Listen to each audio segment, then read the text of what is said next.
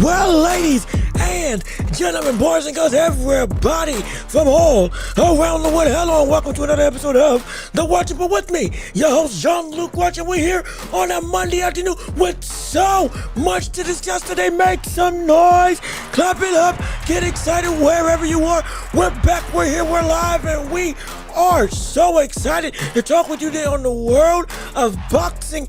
And to be honest, we got the reactions of Usyk versus Rico in a fight that went completely opposite of everything that I said was going to occur and what almost everybody else in the globe said was going to occur, with the legitimate heavyweight title on the line. And Usyk gets the KO in the 11th round, but the KO ain't the story. It's the rounds up to the 11th round that got to the knockout. Was this a robbery? Was the ref in charge of stopping us from seeing potentially the biggest upset in sports history, as well as with more stuff involved in the world of boxing, like with Gervonta Davis and Floyd Schofield potentially actively having themselves a fight going down? It looks like that's what's coming next. We got DMs that were sent. We got Schofield's dad talking. We got Tank talking smack. We got everybody buzzing on this week of action. I'm telling you, man, the Rico thing was just a kickoff of avalanche of news, topics, discussion all around, drama within the boxing, within the sports landscape. And look, I apologize for being late, and I apologize for taking some time to be just slow to get the show going. But it's not because of what you think, because I was out all night, because the biggest news of the night is that the Knicks are going to the finals. Oh my gosh, can you believe it? Oh, we're going to be talking about that. Yes, sir. The Knicks are actually going to the NBA Finals. It's just a topsy-turvy week of sports all around. And I'm going to tell you this right now. We might be living in the twilight zone, but I'll take this 10 days out the week, because this is the best thing that can happen, because not just are the Knicks in the playoffs, but the sports world is completely on its head. And we're going to discuss it all with you on today's episode. But please, if you haven't already, go ahead and tune into the show and subscribe to the channel. Yes, indeed. Come on and join the empire. Be a part of the hottest show in all of the globe, right here on YouTube and on every podcasting platform. Imagine also rated 5 stars wherever you listen to podcasts, Apple, Spotify, you name it, we're there. And if we're not, tell us, we'll get there. Absolutely. Hit the notification bell so you know whenever we post right here on YouTube. Leave a like on the video. One like makes a world of difference to help push us to the algorithms all across the world, and big and small, short and tall. Everybody is going to want to see what we got going on this channel, and one click makes a world of difference to helping them see what we are here on our community. And if you would do the two most important things on this show, which is, if you can support the channel monetarily, so we're funded by people like you. We have Cash App, PayPal, links down below in the description, as well as Super Chat, Super Gift, stickers, and the like. If you can support the channel, you all are the people that make this show possible, and without you, hey, we can't do anything. So we would love and appreciate if you can support this show in any means necessary. And if you would, the absolute most important thing above everything else is to simply share the show with everybody that you know, so we can keep on building up this empire together and turning this community all around into a hot commodity for the globe to witness. And you're already the hottest show in town, but we want you to be a part of it and tell other people that what we got going on is the real deal. Yes, indeed. But we appreciate all of your support and all of you tuning in on today. We got a whole host of action and things to discuss, and we ain't gonna waste no more time with it. We got boxing to cover, we got sports to deal with you, we got the Knicks that we're gonna discuss later on. But first and foremost, we got the biggest news of the day, which is Usyk versus Rico. So with all that being said, it's time to talk boxing, it's time to talk sports, and it's time to step into the ring. Yes, sir. Let's get it started, let's get it popping, let's get it going.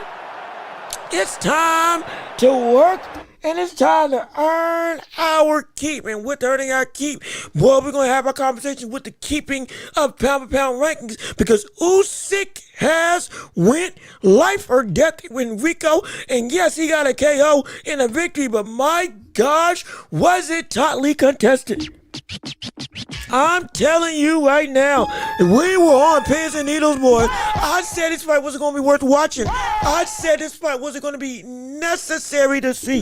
We all saw this as a sham, a scam, a ruse, a money grab, something that made us all say we wish this was Deontay Wilder that was fighting instead of Rico Verhoeven. Yes, one of the greatest heavyweight fighters in glory kickboxing history. However, in the boxing world, this man was only 1-0, and in the last time he'd actually had an exchange or in the early days of him having a hand-to-hand exchange in the glory kickboxing scene, I ain't seen him get knocked out. We saw his pad work. We saw everything about Rico as a fighter leading up into this fight, saying we respect what you are, but this is a different level. And lo and behold, this man said, all of y'all need to shut up, because I'm going to show y'all what we saw with Ngannou is not a fluke when it comes to somebody being able to be a crossover, not just star, but legitimate talent in the heavyweight world. And he came in and took Usyk to life and death for the World Heavyweight Championship, and he was a round away from winning it.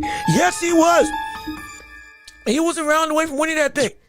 And I'm telling you, if you saw that fight, the story of the fight was Usyk pulled it out the fire and found a way, but he was going to lose outright and should have lost outright if this fight had went 12 rounds. That's the absolute truth. And he flips like a butterfly and hits like a tree. And that's exactly what it felt like. And all of a sudden, that's what we thought we would see from Usyk. He'll be able to float around. He'll be able to go and move. He'll be able to go and use his speed, use his forward. Yes, he came in at 235, one of the biggest, or one of the heaviest that he had been in his career. But we thought he still looked good. And everything with Rico was supposed to be easy work. Nothing was supposed to give him a challenge against the likes of Rico, which was supposed to mop the floor with him. And all of a sudden, we see this man not just win the first 3 rounds, but arguably outside of round 4 and I think late in the round 11,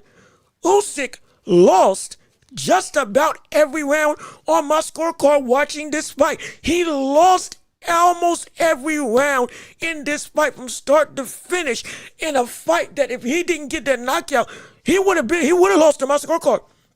And arguably, even though the scorecards on that very night read, was it 95-95, 95-95 on 2 of them, and then 96-94 on one of the scorecards for Rico, it would have been majority draw. And that would have been wrong. But still, partly because of that, partly because the knockdown by Usyk helped out the initial scoring. But it would have been, most likely, Rico would have gotten a chance to win. Now, let's delve into the biggest thing in the room. Was the stoppage a bad stoppage? That's the real question of the day.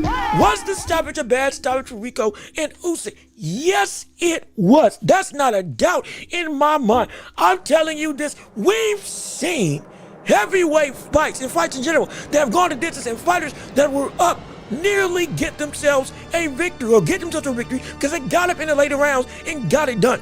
Rico was deserving of the opportunity and did not get the chance. That is ridiculous. I can't believe, I have never seen, you gotta understand. You have to understand. Rico, all he had to do was stay up.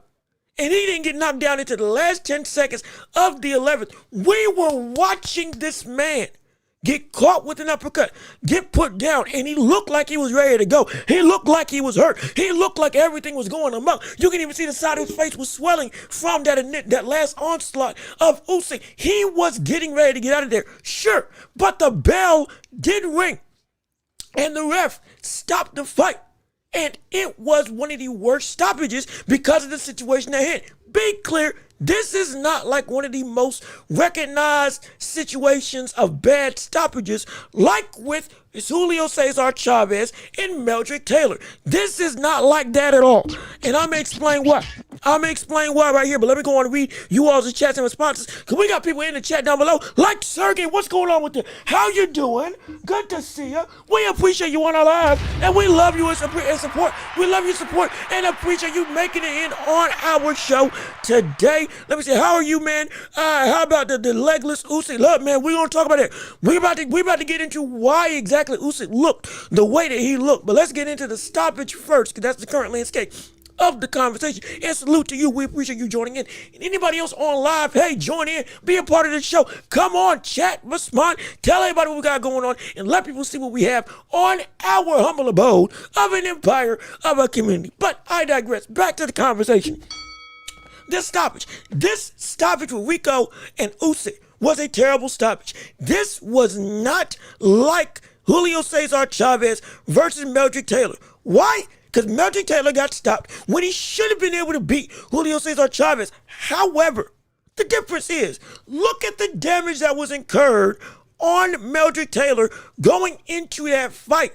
Or all he had to survive to get it done. His face was beat up. His face was bludgeoned. Yes, he was still on his way to win, and he was fighting his butt off, and he should have been given the opportunity to get one of the most significant wins of his career. However, the damage was significantly more incurred on him to the point, okay, yes, we do need to stop this fight because it's getting bad. There's a better argument for that stoppage than this one. Because in this one, Rico didn't have relatively no damage incurred on him the majority of this fight. Whatever stuff he did get caught with, he was able to recover by the end of the round. Now, granted, he did get rocked a couple times in the fight before the knockdown. He did get stunned. He did get backed up. But again, we're going to delve into the ins and outs of the fight later on. The biggest thing is, this fighter was not in nearly as much trouble or had been in that much of a war in this fight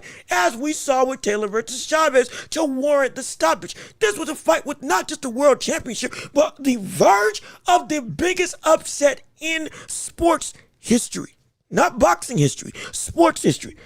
The most unlikely case of potentially somebody going in and beating the best in the world who isn't even in this sport.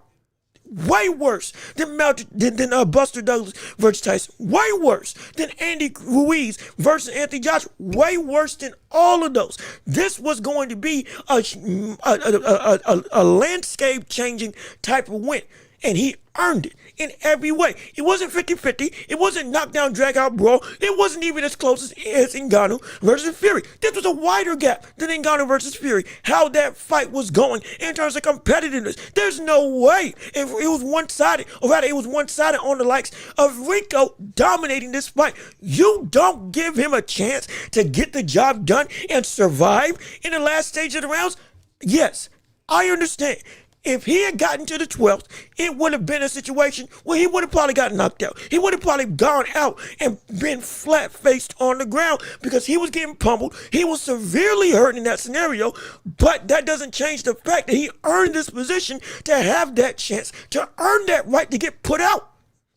He earned that right for the ref to gain his trust because you just went 12 or almost 12 with the best brother in the world, and you went and beat him 8 rounds to 2. There's no reason that this should be, don't give him a chance. That's ridiculous.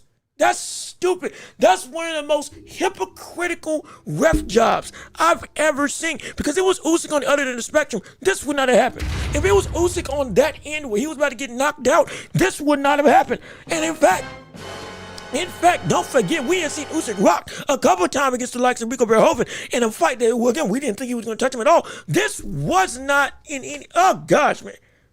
This is frustrating. It's frustrating. Why? The point is, Rico earned the opportunity because of how the bell did ring when the ref stopped the fight. And Rico had gotten up, and if he was going to go out, because of where he had put himself in this fight, let it happen. Because this wasn't a situation where I understand fighter protection. I get all of it. We don't want fighters to not be unsafe in any regard. But also, if this was the case, Tyson Fury should have been stopped against Usyk in round 8. When he was getting battered and for 30 straight seconds was unresponsive, not throwing any punches, getting battered from pillar to post, barely able to stand up on his own without the ropes. And the only thing that kept him up was the literal back of the pillar of the post. It should have been a stoppage then if that was the case.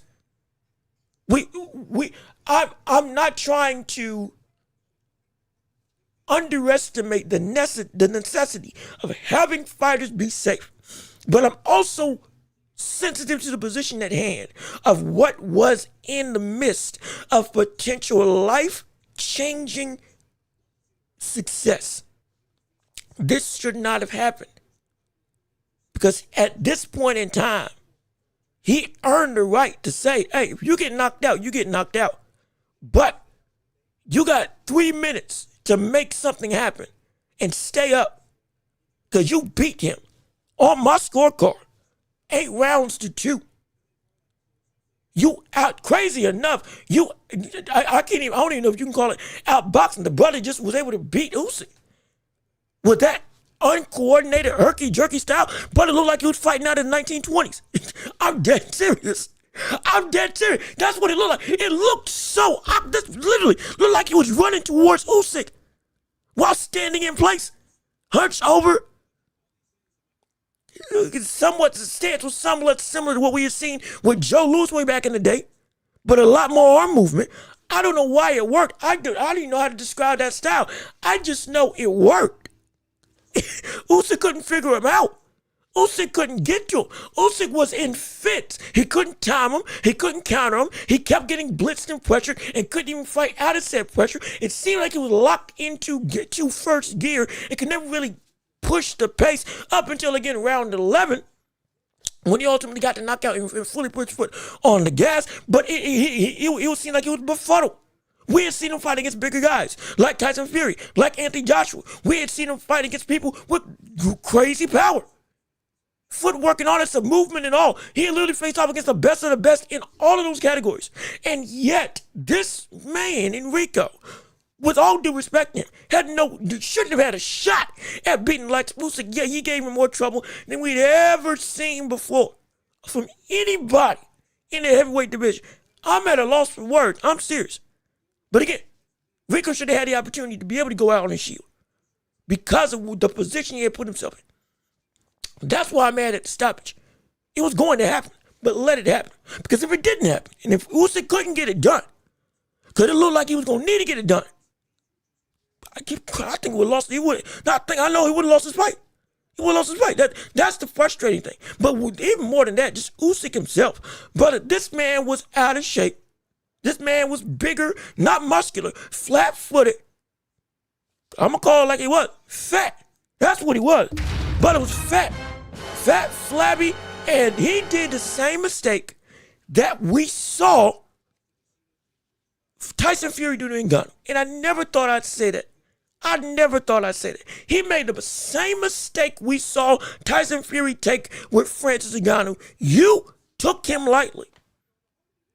You did not, and I never said that. I never thought I'd say this about Usyk, especially with him being a world champion in this acclaim where the belt was actually on the line, unlike with Tyson Fury. You took this light.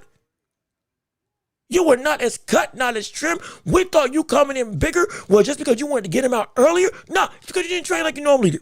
Apparently, you weren't bouncing, you weren't moving, you were barely fainting. Rico was fainting more than you, and it was working with Rico. When he blitzed you, you weren't able to throw. It seemed like you were hesitant to really go and put your foot on the gas. You kept getting caught with stuff that Rico, and with all honesty, other people that have been better than Rico, way better than Rico, weren't able to catch you with. You kept getting pushed into the corner. You weren't able to keep the pressure on, and when you did, you would let your foot off the gas and let Rico get back into walking forward, fighting like the bigger man, and you not being able to make him wary of what you can bring to the table with your lead hand, with your circling jab. It wasn't working. Out of all the tricks that we've seen you do before against every other moniker of heavyweight talent, you didn't do. It almost looked like you couldn't do it. Unless Rico had just literally cracked the code of how the world to beat you. Unless we just saw Rico give the literal blueprint of anybody from this point on, this is how you beat Usyk. Blame also falls on you because this should not have been close. It should not have been closer. I mean, this is like there's so much to unpack with this. It's so much to unpack. It didn't make any sense. Rico wasn't throwing any punches after knockdown. When Rico stood up and got rushed by Usyk, Rico looked like he was KO'd on his feet. Any ref with common sense would have stopped that fight. And again, also, MS, how you doing? Good to see you. I appreciate the comment. Love it and appreciate it. And you are absolutely right. It's just part of the refs. Part of refereeing is the discretion of the moment. And Rico, yeah, he looked like he was hurt, but also he was immediately responsive after the ref said, it's over. He was legit, at least using the ropes to try to defend himself. He was in bad shape, but he had at least survived the onslaught. And oh, Lord. Put this in perspective, like with Tyson Fury versus Deontay Wilder. Tyson Fury, when he got knocked down by Deontay Wilder the second time in that first fight, any other ref that would have seen him and his eyes were looking straight at the ceiling and they weren't moving at all, would have said, he's out in the fight. Fight's over. Forget the count. Back of his head hit the mat. Eyes, it looked like initially they were glazed over. We wasn't looking at the ref at all. Initially, any ref with any knockdown that we had seen from Deontay Wilder before, yeah, it's over. Call it.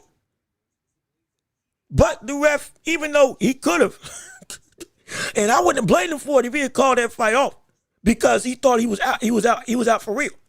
He kept it going. And he recognized, okay, there still is a shot. And it turned out to be one of the most impactful refereeing discretions that we had seen to make the start of one of the best trilogies that we had in heavyweight modern day history. Melcher Taylor, in that fight, due to the incurred damage that he had sustained over the course of a brutal war, which again, he was winning against the likes of Julio Cesar Chavez. Even though it was in the last couple seconds, that's a good argument that he should have been able to go out and stay and keep going, at least to the end of the belt, when literally the last seconds were ticking down. But ref discretion was because of the damage incurred over the course of the entirety of the fight. We gotta make sure that we protect you because now it's getting too severe. With Rico, it was a little bit different. That damage came quick, sure, but it was not sustained. And he beat Usyk in almost every capacity up until that one moment. And I get it, one moment can change everything. But even the ref himself, when who was it? I forget the ref's name, but was it John? No, not the ref's name. Even John Fury himself, who was crazy enough training and working as a coach in the corner of Rico. He walked up to the ref, and the ref told him, hey, not that was a bad stoppage. He said, I didn't hear the bell. When I stepped in to see the fight, I did not hear the ref. That's the ref words, not mine. I didn't hear it. If I had heard it, probably wouldn't have stopped the fight. But because I didn't hear it, and I thought he was getting battered, and I didn't know that the round had ended. And his words, not mine. I stepped in. And again, I understand. I do. It's just the moment at hand. It makes it feel like boxing got away with, to quote Sean Zeidel, it feels like boxing got away with getting with almost getting what they deserve. Sean Zeidel said on his own podcast in lieu of this fight, talking about how this was about to be an indictment on the problem that we said with boxing, with everybody taking these types of spectacle events, and finally it's catching up with them. And it almost got caught up with against Usyk of all people. That, hey, brother, you had Caballero. You even had Deontay Wilder, even though, again, we didn't want that fight, but it could have happened. You had Fabio Wardley. You had all these other people inside the ring. And now, if you had lost to them, it would have been completely different. But now you almost lost to somebody who wasn't even in this sport. And in part because you didn't take care of your own self and weren't taking this fight as seriously as you normally do with every other opponent. As we can now see with the shape that you win. And the lack of legs, the lack of feints, the lack of all-around Usyk type fighting that we know you to be. You're still a champion. You're still a killer, sure, but now you almost slipped up because of what you shouldn't have done in the first place for a lot of people. And he said boxing almost got what it deserved of their knight in shining armor. Because going the route that we say we don't want Jake Paul to take or Tank Davis to take or other fighters to take. And I was bitching in the butt. Really did. It really did. And it's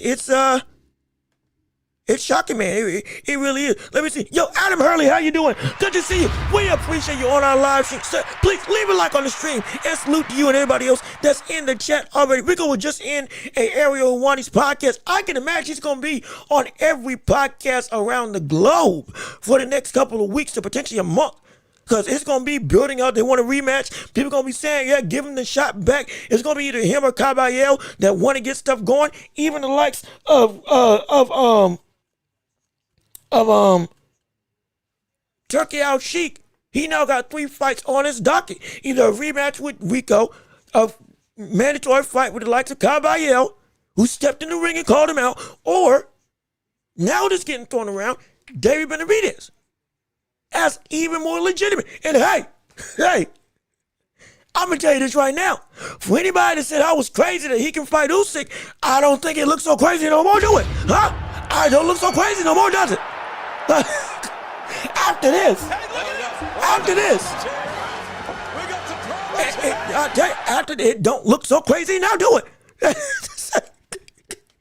Just say, Benavidez may actually be able to take on the heavyweight champion of the world.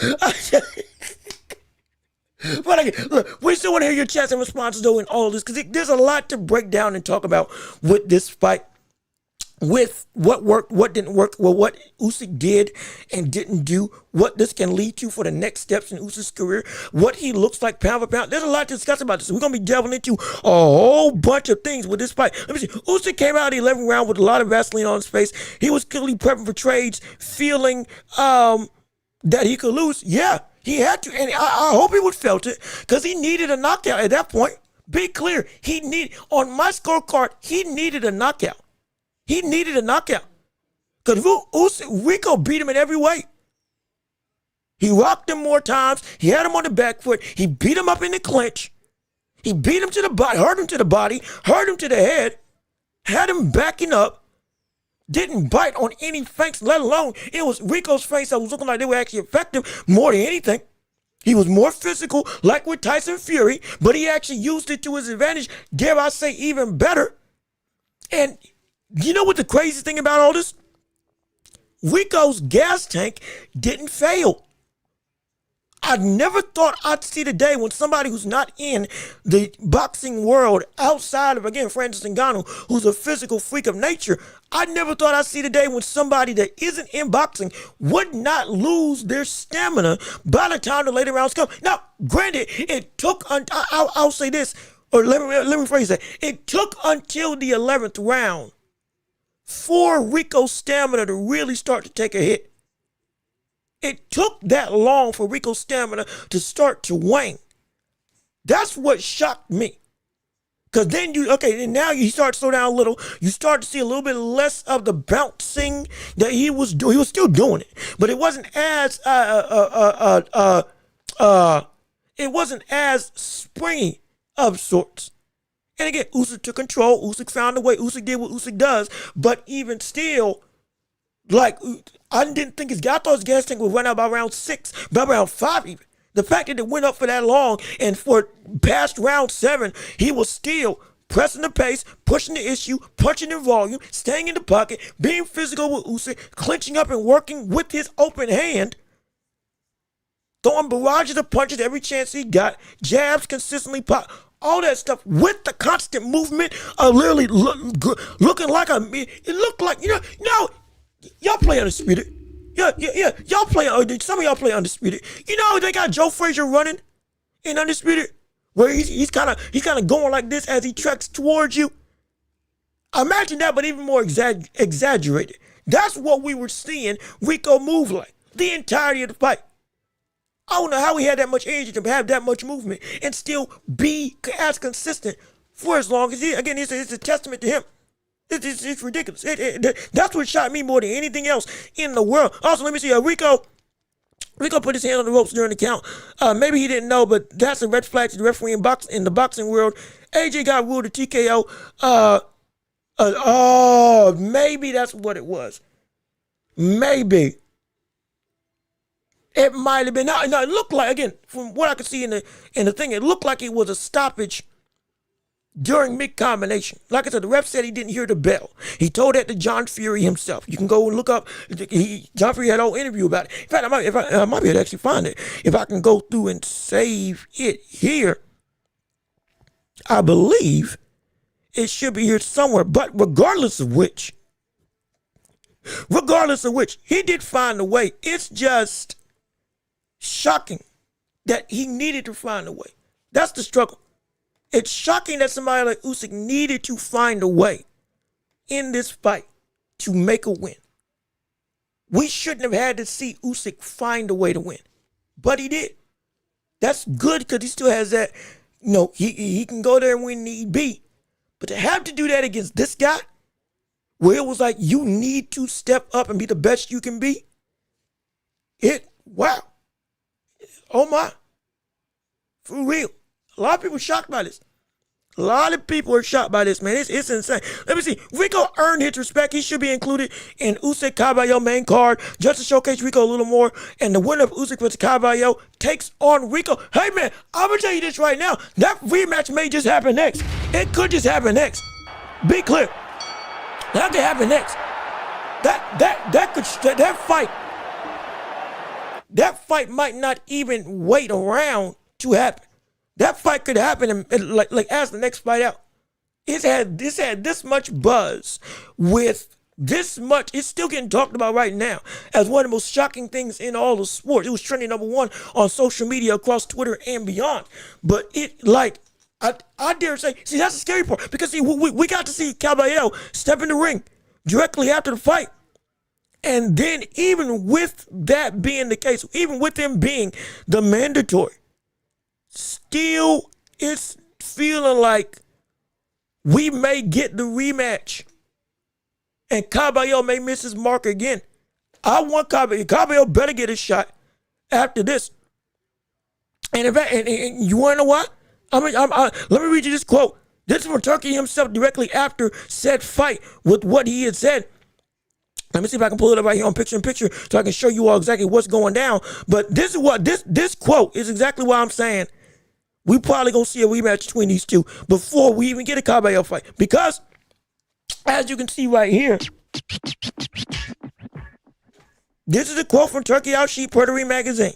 In light of this fight going down with Usyk knocking out Rico in the 11th, it was a bad stoppage.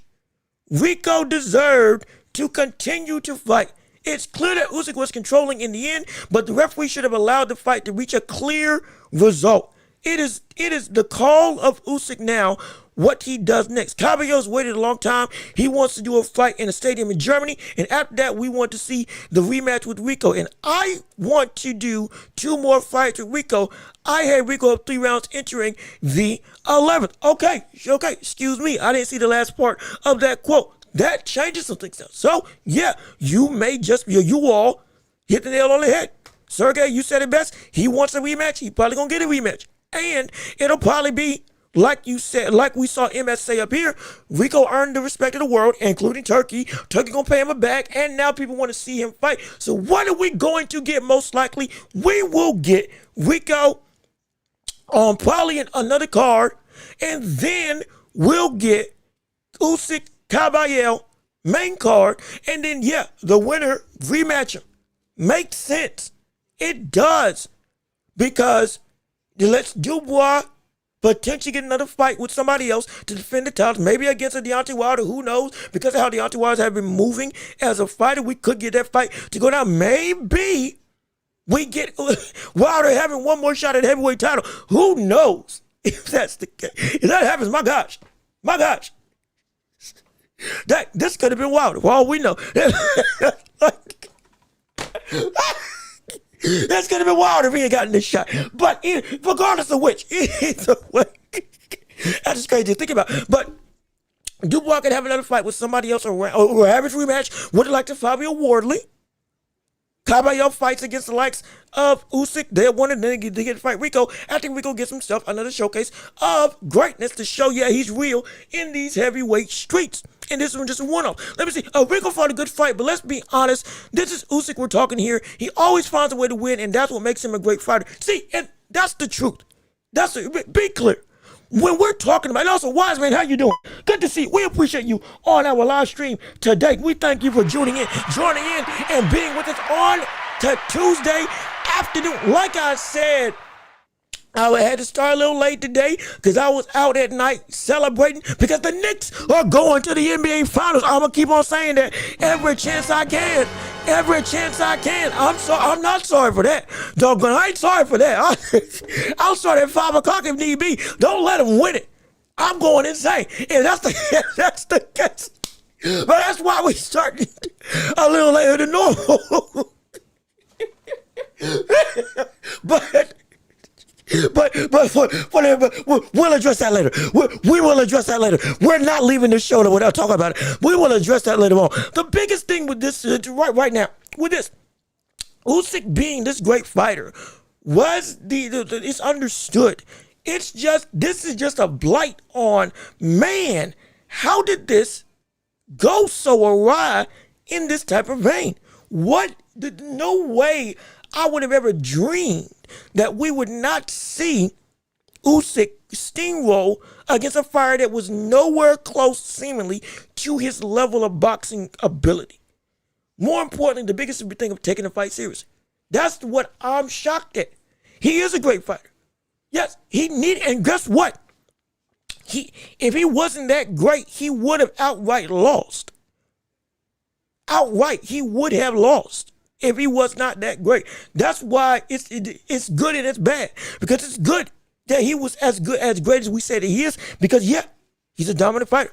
But it's bad because he needed to be as great as he's ever been to get a fight against this guy who should not have been competitive. Now it brings into question the rest of the boxing landscape when it comes to not just pound for pound, but the ethos of the heavyweight division as a whole. That's the biggest thing of it all now. This is drawing up questions against everybody. Usyk looked to be untouchable at the heavyweight regime. There wasn't a soul. As we're going into the next topic of discussion on our show, as we transition, Usyk now has had or is garnering concerns against everybody in his division. All of a sudden, he looks more vulnerable than he's ever looked before. And we got people rethinking some aspects of, wait a minute, is this man going to be able to reign at the top for long if he gets some of these other fights? Sure, he's beating the rest of the heavyweight division. Absolutely. But now, I guarantee you, the question of age with Usyk is starting to come up in the globe of heavyweight conversations. People are starting to think, this man's 30 years old. We were saying primes have been able to last longer than normal. Canelo's 36. Crawford was 38 when he beat Canelo. Usyk's been 38 and was the best fighter in the world. We've seen primes last way longer than we thought they should have. And for Usyk specifically, he's saying he's got 4 or 5 more fights left when he initially had beaten the likes of Tyson Fury the second time. Oh, this is my new prime. We still got a ways to go. And all of a sudden this happens. It's drawing a lot of questions there. Is the age catching up to Usyk? Him against everybody else, especially the younger heavyweight division. What is now the standpoint of his success? All of a sudden, people like Caballero look mighty dangerous He looked mighty dangerous now. I'm going to say that. You better believe it. Caballero looks mighty dangerous. Ajit Caballero as a heavyweight threat looks mighty scary because he can do exactly what Rico did, but a whole lot better. Everything that we saw with the likes of that fight with him versus Big Bang Jang all of a sudden looks so much more potent than we thought going up against this iteration of seemingly what we have Usyk going into. This doesn't look just a walk in the park no more with the rest of the young heavyweight talent that's coming his way. Ajit being the biggest threat of them all right now, not just because of his position, but because of his fighting style, because of his rhetoric of necessity for pain on the inside, working to the body, never letting you go, rendering your footwork useless, or rather more so, being so relentless and so much of a stamina, machine that he's able just to keep on chasing you, even if he can't cut off the ring and make it so that you tire out. Withstand your punches. He took the hits of Big Bang Jang when Big Bang Jang was getting pressured and still kept on coming and ultimately broke that brother down and put that brother out. He's done that against the likes of Makhmudov. Every opponent he's been in his wake. He is a problem. And he's a bigger problem now for Usyk than many people ever expected. Or rather now than they wanted to give him credit for. If they felt he was just a good young star, he's a problem now. We got to look at that fight very carefully now. Because the relentless onslaught that Rico just did, again, with his style of fighting that looked like something out of a created character. Rico, it looked like something out of Rico fought like somebody that was fighting out of Ready to Rumble 2. If anybody remembers that video game. He looked like a character out of Ready to Rumble 2. With Michael Jackson, Shaq.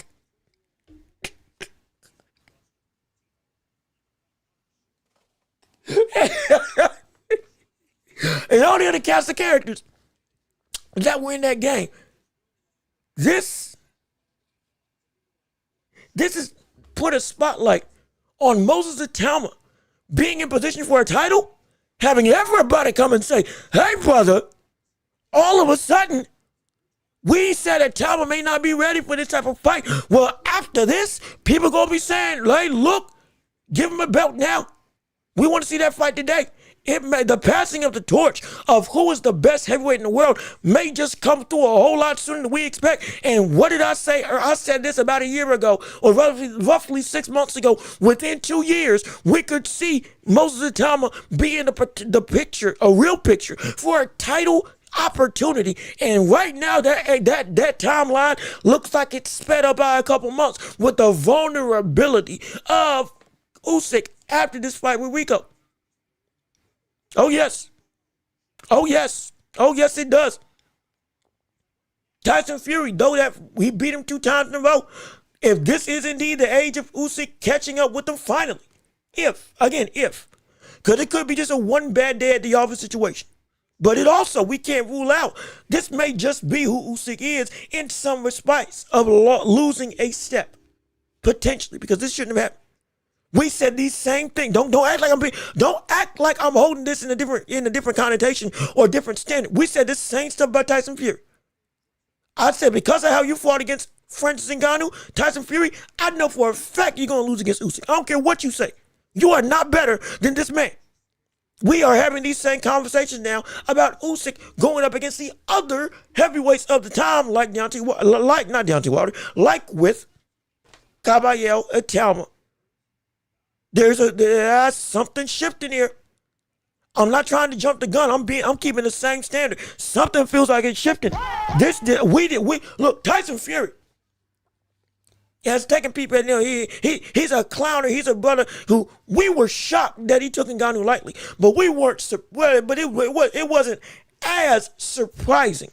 Usyk, the most disciplined heavyweight that we had in the world right now, who had been reigning as pound number one with outside of Francis Ngannou and outside of, in a way, Ben Rodriguez and Shakur, or rather Dave Benavidez, still real equal. It looked like that. And now it's a whole different perspective that we have to take into account now. There's some concern. And be clear. And I see you all's chats. I'm getting ready to read your chats. But let me make this last point before I go into the chats of the day. Be very clear. Like I said initially, y'all thought I was playing when I said that David Benavidez could fight at heavyweight. All of a sudden now, Benavidez versus Usyk does not look nearly as remote of a impossible task of competition that we just saw.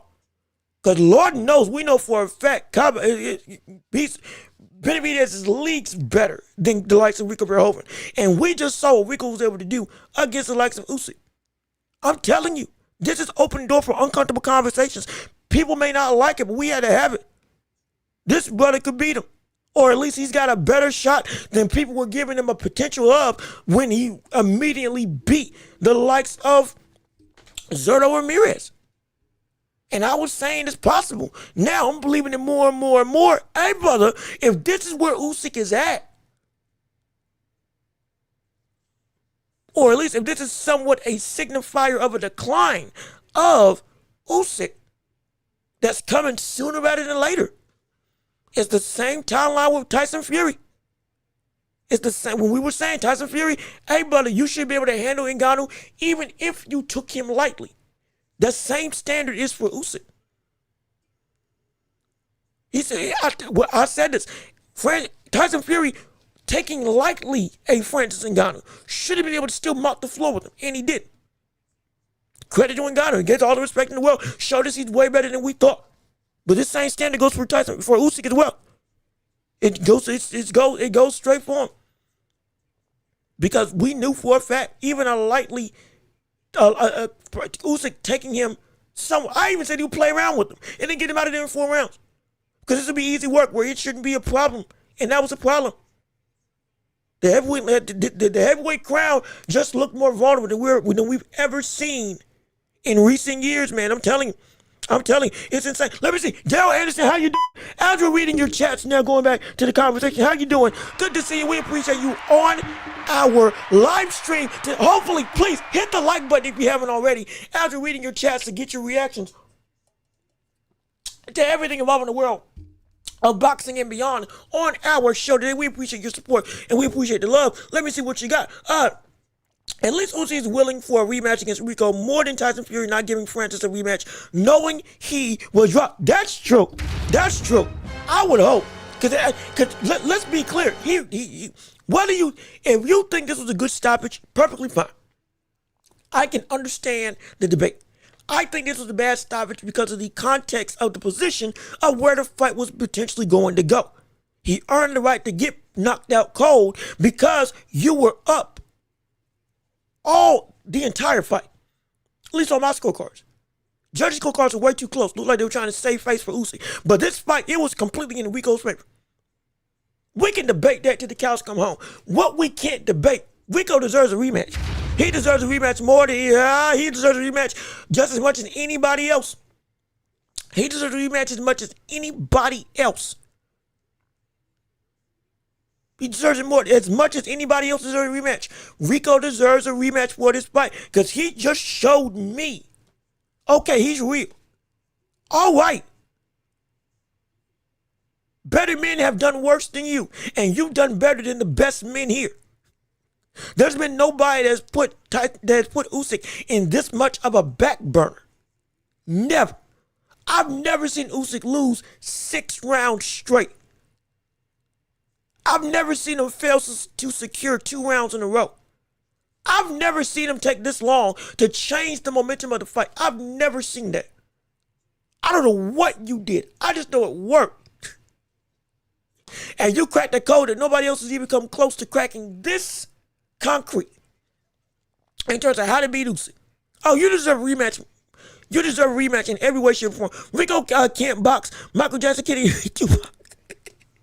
Here's a better box. Hey, look, man, he can box. Also, Luke, how you doing? Good to see you. We appreciate you on our show. But no, man, I'm sorry. He's got it. He's got my respect. He may not be able to box, but that buddy can fight. Whatever you want to call what he did in the ring, it was concrete and it was working. Let me see. This version of Usyk this version of Usyk would get completely destroyed by any fighter in the top 20. The main question is whether this can be reversed. In my opinion, now see, here's my thoughts on this. We got Usyk at his worst. This is the worst we've ever seen Usyk in his entire career. Even worse than the amateurs. This is horrible. He can reverse this.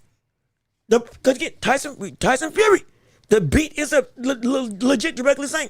Tyson Fury has one of his worst outings in his career against Francis Ngannou. After Francis Ngannou, when he fought Usyk finally, after stalling, to making demands and all that stuff, he went and put on a performance that if it was anybody else but Usyk, he would have won. Because he was that good in that fight. He looked like Tyson Fury that was running the heavyweight division when Klitschko was around. He looked like the Fury that beat Klitschko. That's how much he turned the clock back when Tyson Fury finally fought Usyk in the fight after Francis Ngannou. Because he went hard trying to get himself right. Usyk, if he is indeed going to live up to the moniker of disciplined warrior that we have of him, he's going to turn this around and come back in the next fight against an actual boxer.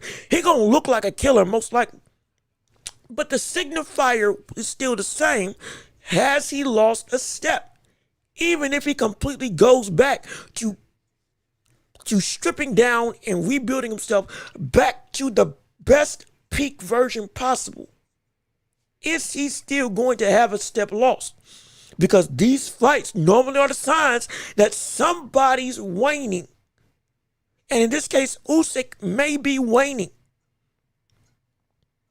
If we're going beat for beat with what we saw with Tyson Fury. It's a real thought, man. He'll probably come back and look as good as we've ever seen him. I wouldn't be surprised if it's the best Usyk we've seen in this comeback because of this type of performance. I'm not going to be surprised because we've seen this beat before with Tyson Fury. But the issue is, is this going to max the fact that there is something about Usyk that is not in his game anymore? A half-second slower step. The feet may not be as light as they used to. The combination punching may not be as ever flowing as we've known Usyk to have in the past. Whatever it is, this fight just could be a signifier that something may be shifting in the landscape of the Usyk regime of physical ability. Just like what we had with Tyson Fury. So he can reverse it. It's just a matter of how much can he go through and retool himself and sustain that back to peak moniker. That's the thing. Let me see. Yo, Johnny Blaze, how you doing? Good to see you. We appreciate you on our live stream today. I don't think it's... let me read. Excuse me. Let me read what you have to say. Don't think it's losing a step. He never seen movement in a while. He also struggled with Brandy's facts are heavyweights are slow and get tired. That is true. But at the same time, he was fighting at cruiserweight almost the first half of his entire career. He's dealt with movement and has dealt with the best mover in the heavyweight world at this point in time in Tyson Fury, when Tyson Fury had retooled himself back to the peak of his powers. So that's why I'm saying whatever Rico was able to do, like Usyk should have seen it before, at least he had experience with somebody that did it better. And it wasn't even that Rico was moving around like dodging left to right. Rico was still coming forward. Mind you, it was Rico that was landing and putting the pressure. It was the bigger thing was it was the awkwardness of always having something coming up and just, I don't know how he did it, but he kept disguising up when I'm coming in, when I'm not coming in. Even though it seemed like he was doing a rhythmic 1-2 of bringing his hands down, opening up a whole side of his face, for some reason Usyk couldn't time him. Even though in his basic guard, there was openings there with him walking forward. Shoot, with him moving side to side. Usyk should have been faster than him. Usyk should have been able to snap better than what we saw with Rico. Usyk should have been able to negate the size and use angles. The best part of his game is moving better than his opponent. Even with you being a mover, Usyk wasn't having great feet, though he was moving. It seemed like, okay, Usyk's going to jab in, angle out, make Rico have to find him, throw some shots, feint and change levels consistently, par out that jab, keep the hands busy, and then land something big downstairs like he's done before. The straight left to the body that he had used against Tyson Fury, he could have done that to Rico. But it seemed like he just, everything that we had seen him do to open up, break apart, and completely nullify and expose the games of better fighters, he did not do in this fight. Could it have been that, yeah, Rico negated it? Absolutely. There's definitely some stuff that he did. Like with the jab, because somehow that guard rendered that jab a lot less useful than we had seen in Usyk in recent years. Absolutely. But at the same breath, the feet of Usyk, Rico didn't take his legs. Rico didn't take his upper body movement. Rico didn't take his level changing. Rico didn't take away the normal Rubik's Cube of elegance and grace that we had seen Usyk using as every other opposition. Normally, Rico didn't take that away. Usyk just wasn't using it. Also, from round one, this brother was coming out flat-footed. Legit. This man was struggling to go, the flurries of combinations. It seemed like he couldn't even pull the trigger to rev up the engine, or rather pull the cord to rev up the engine to get those things going. It felt like Usyk was struggling to really get not just his rhythm, but to find his literal footing in this fight. And I got to fight not using all my normal tools. And again, in part, it looked like because he was just out of shape. And coming in at 135, shoot, that might have been bad. Because he definitely didn't have that same bounce energy, the same commitment to some of the movements that he would normally do against other opponents we had seen before in the boxing world. So that's why I'm just a little bit confused. Let me see. Benavidez fights nothing like Rico, but okay. No, he doesn't. Not at all. The game plan, is the game plan. It's the game plan.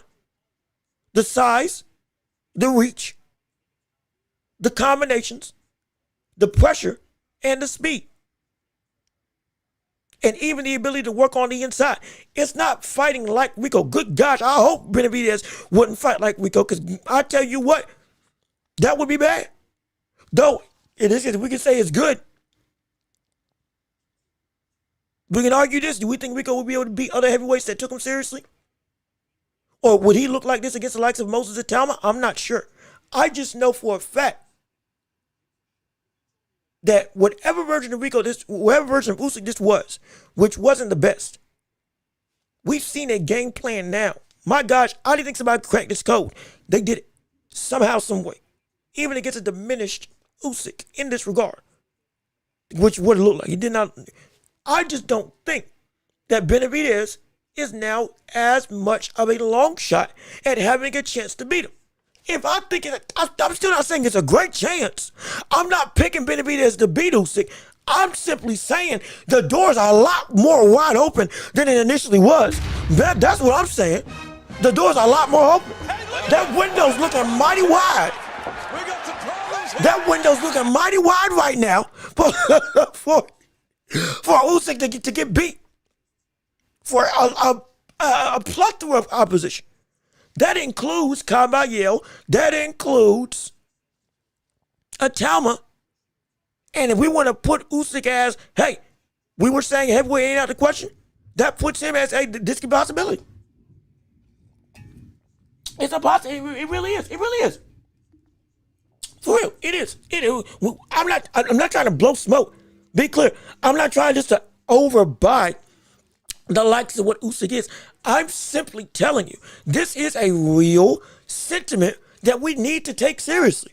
Because down the line, most of these people, if Usyk keeps his titles, now down the line, like it's apparent we're getting a framework of what's getting ready to be in the heavyweight division. And so for the future, which is coming in about a year, hey man, it's about to be bad. Or it's about to get dangerous. Let me say it in that regard. But let me keep on reading your thoughts and opinions in the chat down below. Like with their answer, Usyk and Rico both got robbed. Yeah, I agree with that. Usyk got robbed of putting Rico out definitively. And Rico got robbed of having a chance at victory. That's why I'm upset. I wish he had gotten, I just want to see it done all right. Matt Borgerson, how you doing? Good to see you. Salute to you. We appreciate you and everybody else on our live stream today. Please leave a like on the stream if you have not already. One like makes a world of difference to help us go and grow as a channel, grow as a community, and keep on thriving in our humble abodes of a show.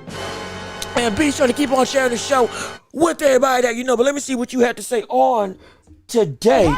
Let me see. I need to hear more things about what Rico did right and not what Usyk did wrong. I feel like boxing pundits are very biased in not giving the flowers to the guy who had a good night. Oh, yeah, that's easy. Look, Rico was able to stop that jab. The biggest thing that I thought was going to beat Rico was the jab. The jab opens up everything for Usyk. The flanks of the jab, making people bite, making people move. Rico didn't bite. Crazy enough, Rico was the one who just walked through the jab. And even better than that, it was the biggest thing that we said about Usyk. Oh, you're going to be physical with them. You're the bigger man with the bigger muscles or with the bigger size, like with the likes of Derek Chisora, or like with the likes of Anthony Joshua, or like with the likes of Tyson Fury. We have seen so many men try and fail to actually fight and use their hold as a big man going up against him. And he actually did it. He actually did it. He did what Tyson Fury couldn't even do for a sustained amount of time. He made his physical presence felt, known, and be effective for all of the fight. That's it. We hadn't seen somebody do that. We hadn't. This man was able to keep his stamina up and outwork Usyk. Do we not understand? We got to see Usyk get outworked. We have never seen Usyk get outworked before. Why is that not a bigger story? Why is that not bigger? What the world, y'all? Usyk got outthrown in this fight. Like, come on. The man who's able to turn it up after round 6 and keep the pressure, keep the pace, and go and outmaneuver. That the 6th gear comes after the 7th round almost every time. This cat goes through and outworks you when you start to decline. Rico kept it going. Up until the 11th, Rico was up. It was Usyk that was breathing heavy. It was Usyk that was gasping for air. It was Usyk that was looking bewildered. He confused the ultimate confuser. He out-dogged for nearly the entirety of the fight one of the deepest hearts that we have in boxing. It's more than just what he did right. This man showed as one of the greatest kickboxers in the world. He's now one of the best fighters, period. We have to say that now because he went at the chest of one of the best, not one of, in pound for pound rankings for the Ring magazine specifically. This was the pound for pound heavyweight champion of the world. This was for the actual heavyweight title. This wasn't a fluke trophy. This wasn't a Suleiman-made belt. This was the legit world championship. There was actual stakes at play, for Usyk will not be the heavyweight dog that reigns over the world and will lose pound for pound status if he lost this fight. Legacy was on the line, legit, if Usyk did anything less but knock him out. I'm serious. And Rico, with literally every card stacked against him, it wasn't a lucky punch. It wasn't a fluke scenario. It wasn't a puncher's chance. It was legit. I beat for 11 rounds the best fighter in the world, full stop. No convoluted stuff. No trying to make a story around why he should have won. None of that. 10 rounds to 2. I made Usyk look human. straight up. And nothing that he did worked on me. That is not, are you kidding me? That is impossible. That's impossible. Because better men have tried and all have failed. We were talking about this man as a top 15 heavyweight in the history of boxing. And you did that to him. You better believe all credit to him. You better believe all credit goes to this man without a doubt. Not a question. We'll probably, and look, you want to say what I think, what he did right? We'll probably see what he did be used by every other heavyweight that fights against Usyk now. You'll probably see it. I guarantee you, somebody's going to try to strip that away. Somebody's going to say, okay, it's activity and pressure. It's going to happen. You're going to see people take the elements of what we saw with Rico and put that to their game the next time they fight Usyk. You think I'm playing? I'm not. You think I'm playing? Just like with Deontay Wilder. The second we found out Wilder doesn't have a back foot, everybody kept on pressuring this man to Kingdom Come. Relentless, without having given him a chance to breathe. Usyk, people going to see what they did with Rico. Stifling that guard, walking him down, not just clinching him up, but actively working and making this a good inside fighting. Be clear, good inside fighting, which I can't believe I'm saying this. That's what Rico did. Actual good inside fighting. They're gonna apply it to their game. Like it's man. I'm telling if you don't think I'm giving Rico respect, I apologize. Because Rico has garnered more than my respect. He has now turned into a literal example for how to beat the baddest man on the planet. Not just in fluke standpoints, but in actual technical game plan. It's not just be strong and be long. He legit just beat him, nullified him, confused him, and outworked him in a way that no other heavyweight had been able to do, or no other fighter had ever been able to do in the history of Usyk's professional career. There ain't nothing I can say about that except for he earned. That's why I say he earned a rematch. That's why I say he should have had a chance to go out on the Shield. And that's why I said they need to have a rematch against him. And every other fighter now is going to be more vulnerable against Usyk because of what Rico did. That's what he did. That's the good that Usyk did. And people better start recognizing that. Because it's insane. It's insane. Rico kept moving to his left. And that herky-jerky movement, he would bull rush Usyk and fight in the clinch. Absolutely. Absolutely. And crazy enough, looking like you running a marathon while you're hunched over actually works. It confuses and disguises your weaponry. And all of a sudden makes it so that you seem a whole lot harder to hit. And then when Rico would come in, it didn't look pretty, but it don't matter. It don't matter. Usyk couldn't get out of the way. And Usyk, when he did go into the clinch, he could not escape him. Which is crazy to think about.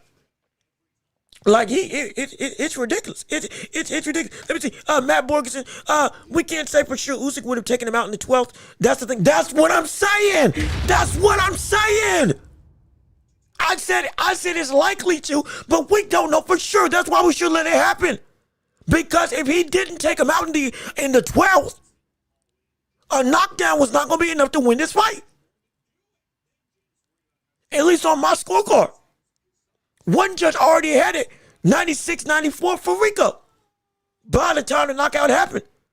So, like, if we had seen this go to the 12th and Rico stayed up, it would have been even, and if Usyk did win that time, even if it went 12, it would have been an even more demonstrative stoppage, or even more demonstrative, this is a robbery, than what we're seeing right now.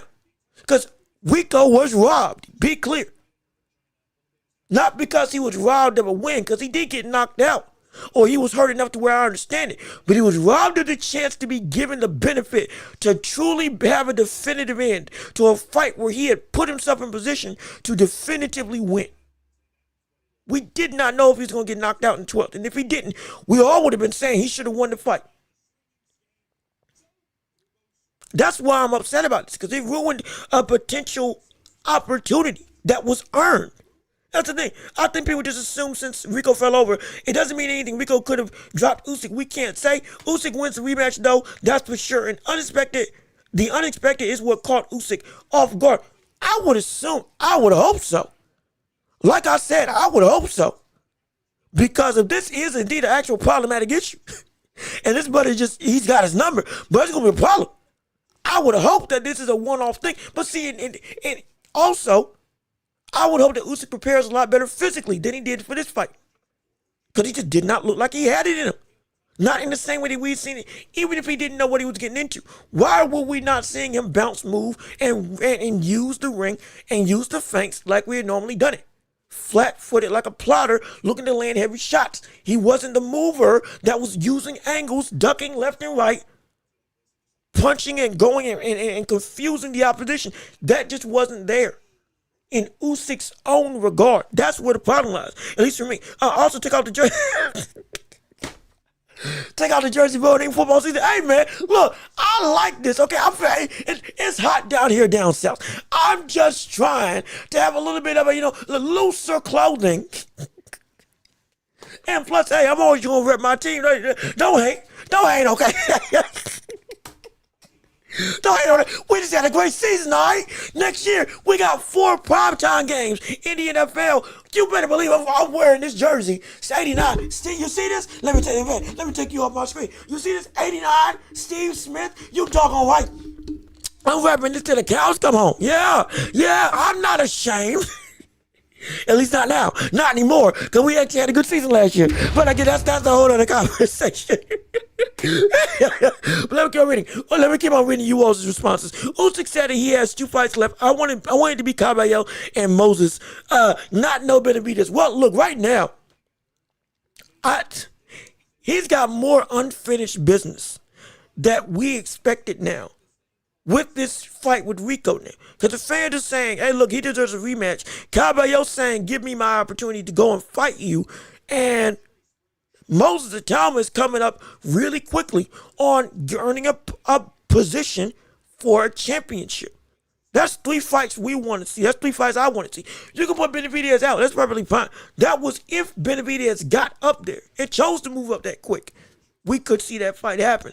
But that's still a long shot depending on what he announces. I understand. When we're looking at Usyk right now, Caballero, Rico Verhoeven, Moses Atama.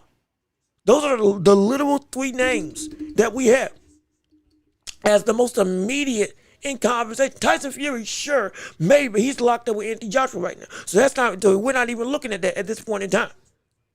We got 3 fights that we want to see Usyk get into. Even though he's got 2 fights left. It should have been that we had 3 fights after Rico, because Rico was supposed to be an easy work.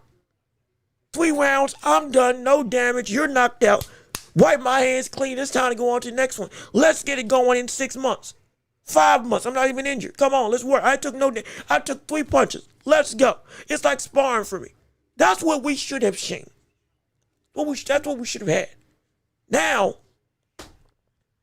yeah, Caballero and Moses, or Caballero and Rico. But any combination with Caballero getting the crack on one of those 2 fights is what we want to see. I'm with you there. I am absolutely with you there. Let me see. Dale Anderson, Tyson Fury fans are hating on Usyk because he beat their king instead of giving respect to Rico. No, they are. Yeah, it's going to come with the territory. It's going to come with the territory. Don't be surprised at this. This was going to happen. This was going to happen. He was going to get clowned by a whole bunch of people because of this performance.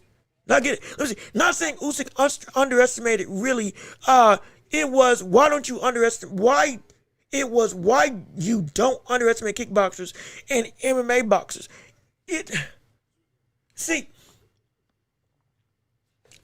And I understand. This is why I say every fight that you train with should be you're working like you need to work. And you don't take anybody lightly, even though they still should not and cannot compete with you. Ilia Tapor, phenomenal MMA boxer. or MMA fighter that uses predominantly boxing, phenomenal knockout artist, him going up against Ryan Garcia. If Ryan Garcia takes him seriously, yes, Garcia is going to knock him out. If they did ever fight each other, it would not be close if he took him seriously and does not underestimate him. Oftentimes, the reason why we're saying it's MMA fighters versus actual fighters is not close is because both of them are still fighters. And so just, a lax in judgment can put you out against them. But if each other takes each other seriously, legitimately, then yes, the better specialist in the boxing world will win almost every single time, if not every single time. If you're legitimately taking this man, hey, we're treating this like it's an actual championship fight, yeah, that's what should happen. But oftentimes it doesn't. It's because, again, it's UFC, it's MMA and UFC. The technique is sloppy. We've seen it. The pad work doesn't look the same. It doesn't look like it's effective. And over the course of the years, and Ngannou seemingly being the outlier, because he was the only one that wasn't an outlier in this abode. Everybody else, Conor McGregor, got carried and then legitimately got put out by the likes of Mayweather. He was better than we expected, but Floyd Mayweather did not take him lightly. He said to Stephen A., I'm going to carry him for 4, and then by the time round 7 or 8 comes around, yeah, I'm going to end the show. And he literally did just that. He's going to be too tired. I know the game plan. I'm going to stick to it. I'm going to have some fun while doing it, and I'm going to put him out. And he did it. And it was like, okay, yeah, we knew this was going to happen. In every fight since then with any celebrity and or legitimacy, AJ fighting Jake Paul, when everybody was saying Jake Paul might have a chance. Well, if AJ took Jake seriously, it was not going to be that Jake had a chance. And he showed he didn't have a chance. When he actually cared about, I'm putting my all in this. Also, it would have been a whole lot quicker if it wasn't a 22 by 22 foot ring. That's normal, the size of regulation. That's another conversation, though. The main thing, kickboxers, MMA fighters, if you take them seriously as a boxer, especially as an elite fighter, specifically as an elite fighter, you should and almost always will end the show, take them out, and win with the greatest of ease. You almost always will. But this is why you don't underestimate them, because they're still fighters. Be clear. They're adaptable enough they can learn the trades of boxing. And even if they're not of the same high-tier caliber, if you give them an inch, they're still looking to cause an upset. They will take a mile because they're still world-class athletes and legitimately fighting. Not just boxing, fighting is their life. So it's, yeah. Am I surprised at this? Yes. But am I shocked at having this actually happen?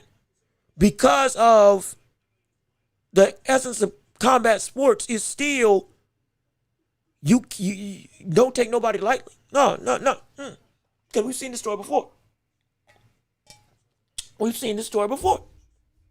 It just, we never thought Usyk would actually fall into underestimating, but it never happened. Let me see. Legendary Jackson, how you doing? Good to see you. We appreciate you on our live stream. Salute to you and everybody else in the chat as well. I'm finally recovering from the sickness of not putting money on Sanchez. Yes. We can talk about the rest of this card. It wasn't just Usyk versus Rico that we need to discuss. What did I tell you about Richard Torres? This brother is not on that level. Y'all thought I was playing. I told y'all this man is not on that level. If you didn't know, the other biggest storyline regarding this whole situation with Usyk, Rico, and all this stuff was the underlying current of not just Jack Catterall winning a title and becoming a champion yet again, but also Richard Torres Jr., the pride of American heavyweights, getting an opportunity to go and fight against Sanchez to solidify whether or not he is legitimately a real heavyweight contender or if he's just a fraud, just like every other heavyweight that we've seen in the boxing world that is just not on that level. And now, lo and behold, as you can see, I can't play the sound, but as you can see, as we transition over to the highlights real quick, a picture-in-picture, this brother was exactly what I said he was. He is not great. And he's not on the level of somebody like any time or anybody else in the heavyweight landscape. He's not. Because as you can see, put out, knocked out, and put down the Kingdom Come. Yes, it happened. He got put out in 2 rounds. And mind you, people here were telling me he is on the same level or is comparable to a Talma. I said it's not close, and now you see why. Now you see why. And I said I picked Richard Torres simply because of the fact that I wanted him to win. Be clear, it wasn't because I actually thought he was good enough. Or rather, I was yet proven that he was not good enough, but I hoped he would elevate his game to show me he is worth the weight in salt against a legitimate, real, actual heavyweight champion. Be clear, I don't own any of the rights to this footage. This is from The Zone, I believe. But as you can tell, this is problematic because we knew this was what was going to happen.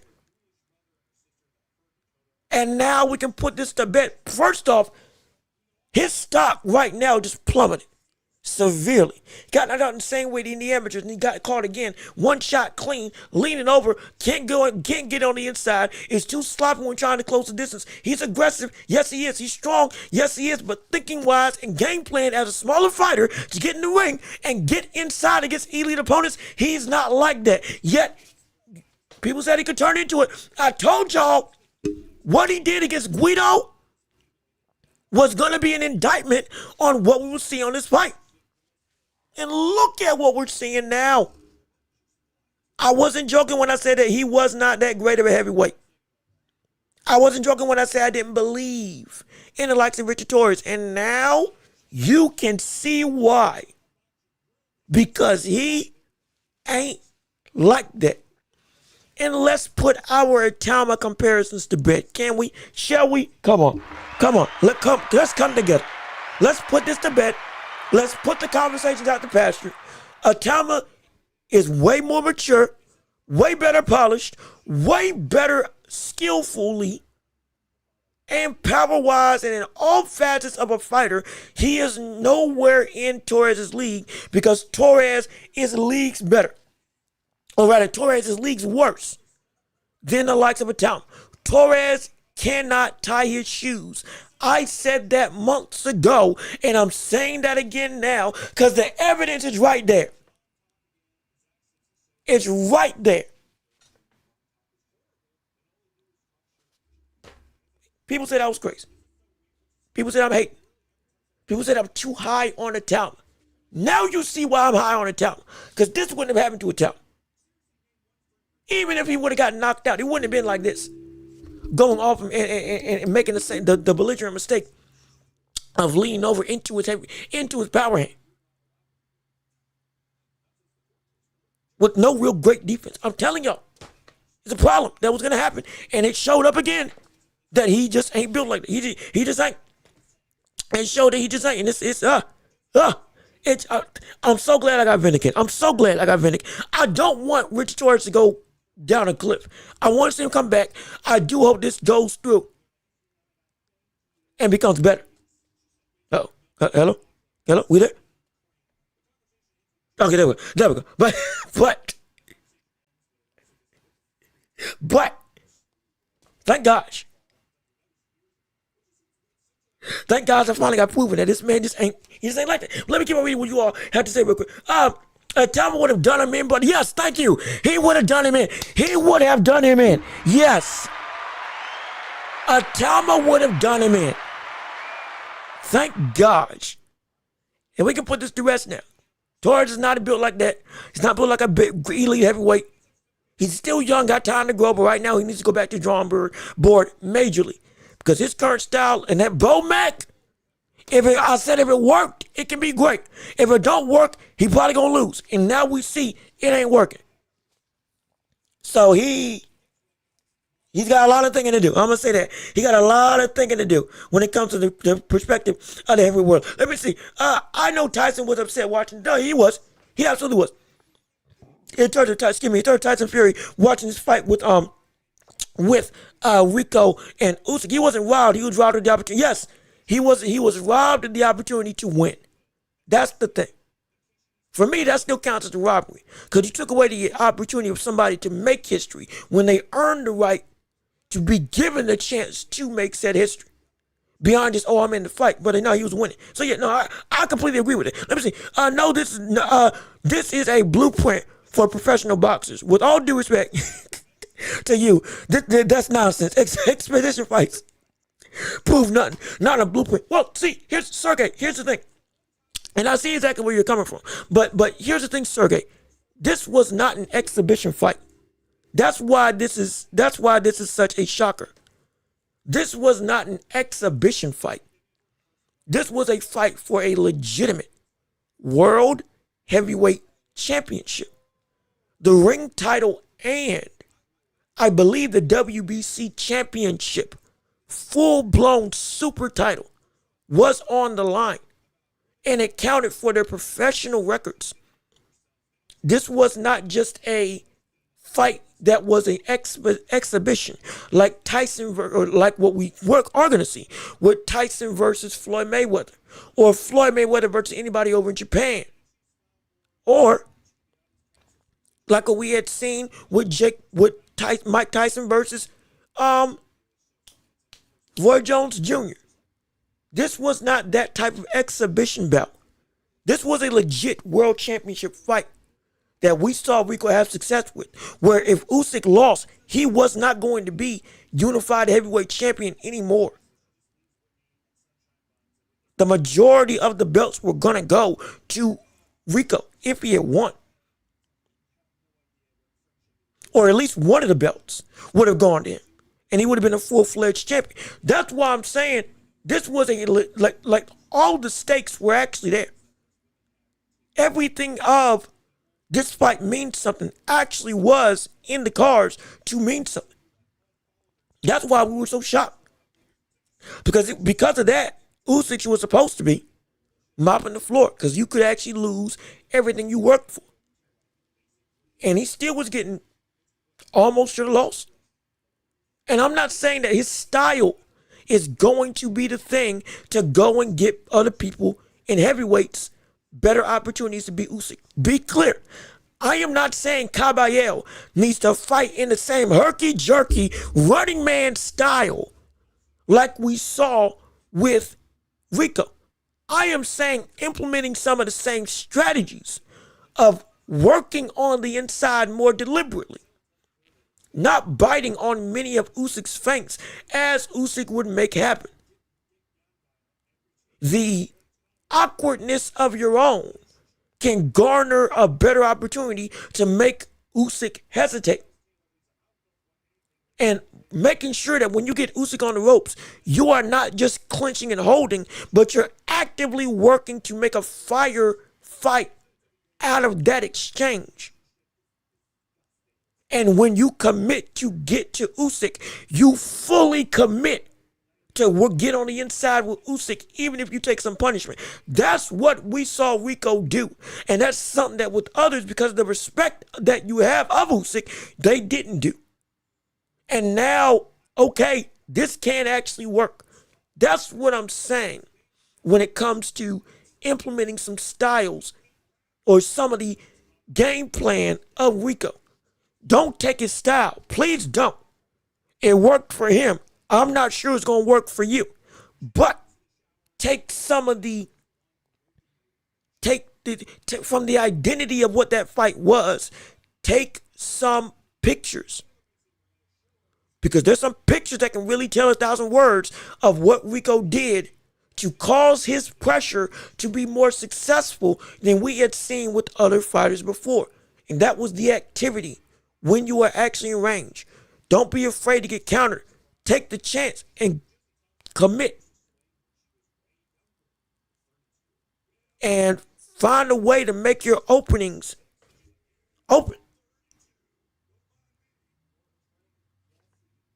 It sounds rudimentary. I'm not trying to act like it's, oh my God, just some uber, at least from what I'm saying, some like, some, oh my goodness type of tactic. But my gosh, it worked. It worked for him for some reason. Beyond just Usyk looked like he was out of shape. There are going to be some people that are going to be studying that film. I promise you.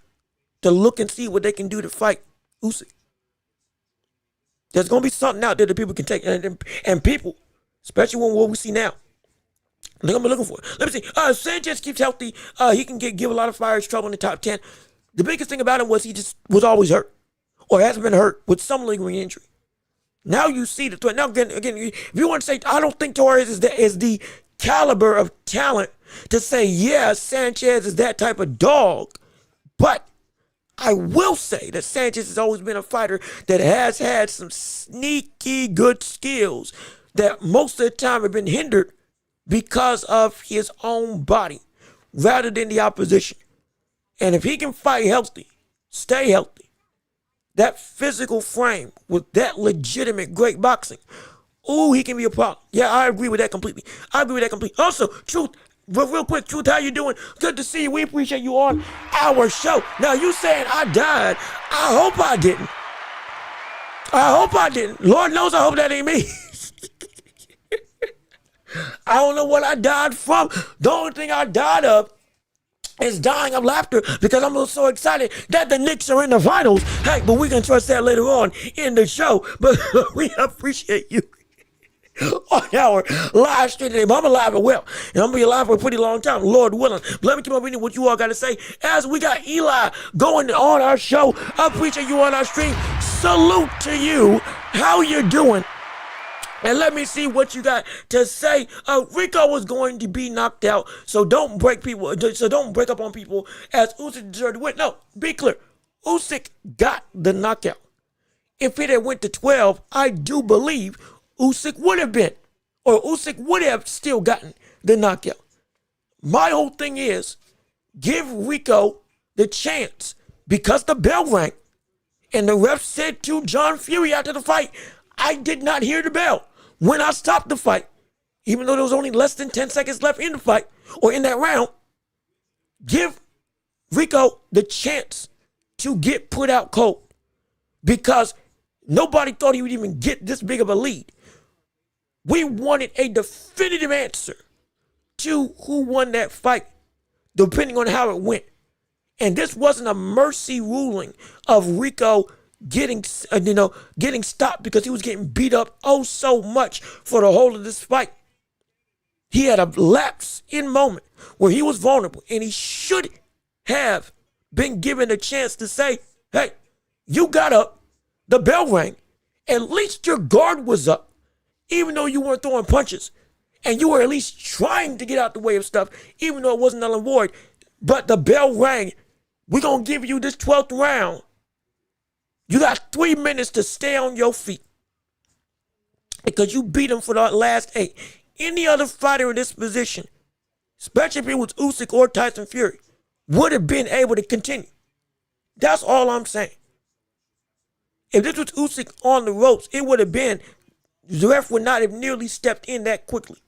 And he would have been given a chance to go that 12 to see what happens. That's all I wanted. Usyk got the win. He fought like a champion, and he did what a fighter is supposed to do. He lived up to his own moniker of being one of the best men on the planet. But doesn't change the fact this man shouldn't have been, that the stoppage was bad. At least at that point in time. That's my thing. That's how more people are now saying Bam is better in Inoue, and that he can beat him. Well, let's actually transition over into the conversation of pound for pound now.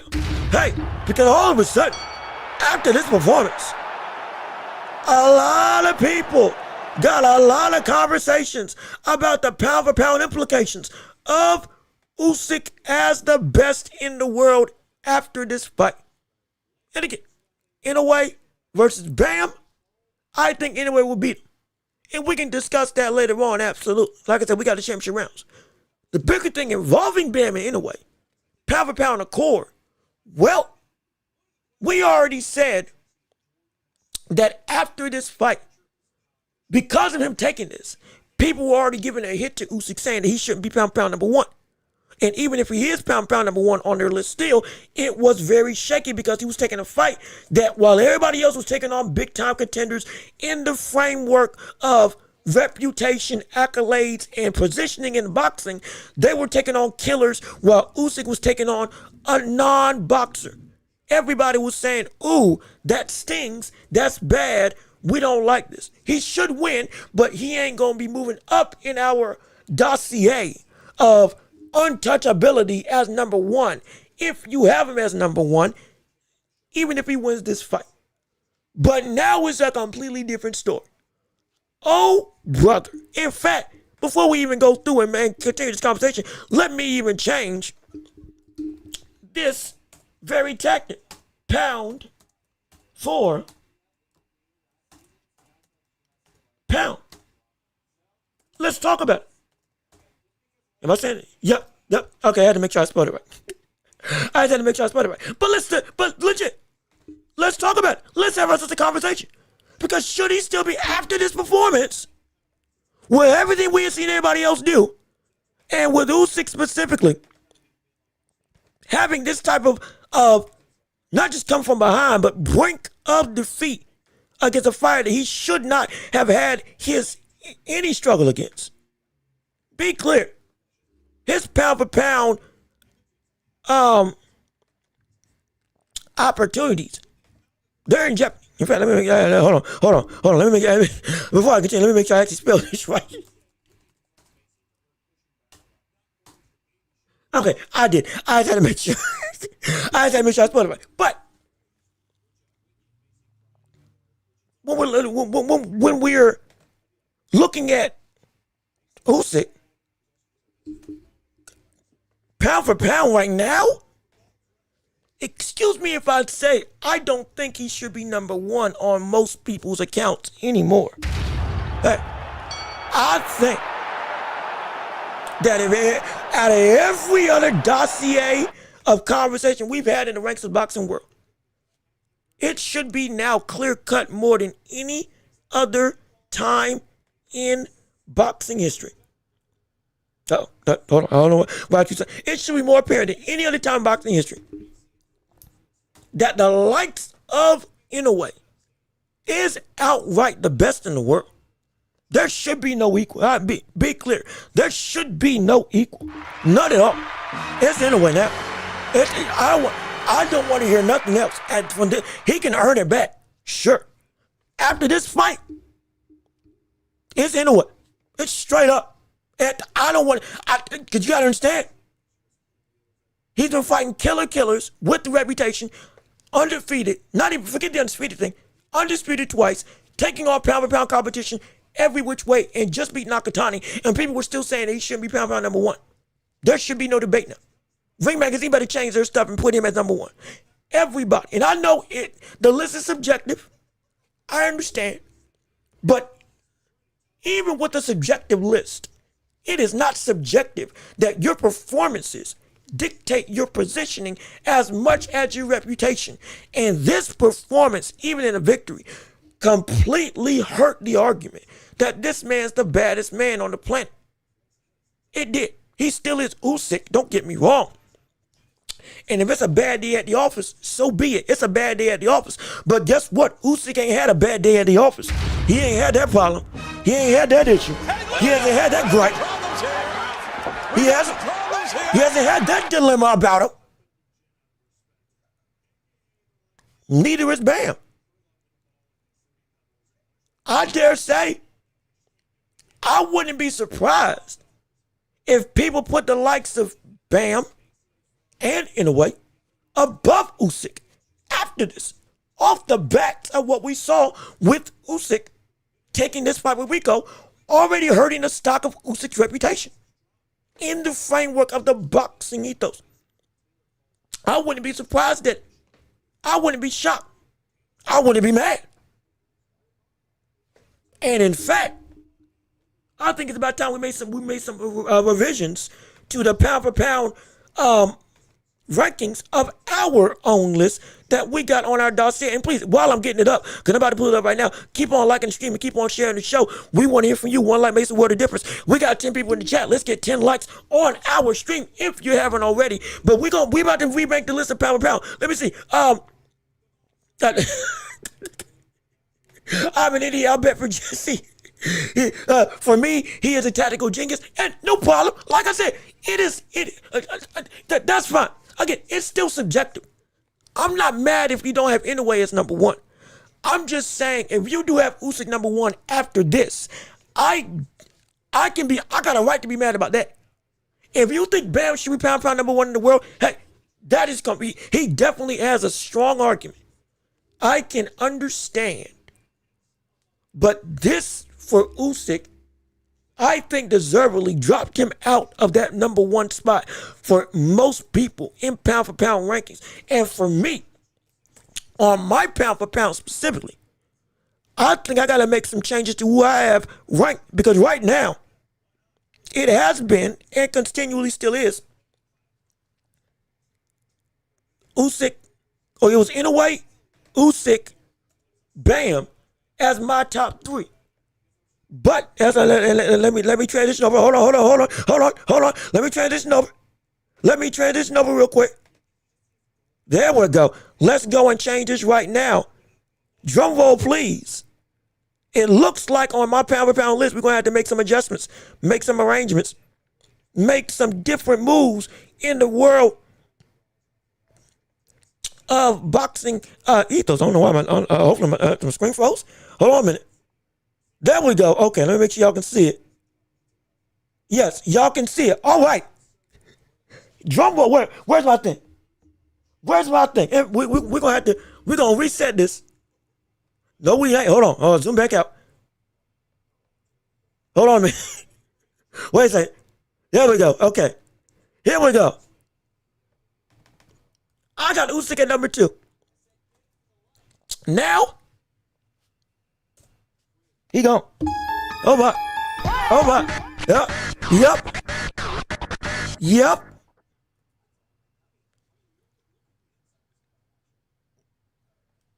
Whoa. Oh. Dare I do it? You know what? Yeah. I think it's deserved.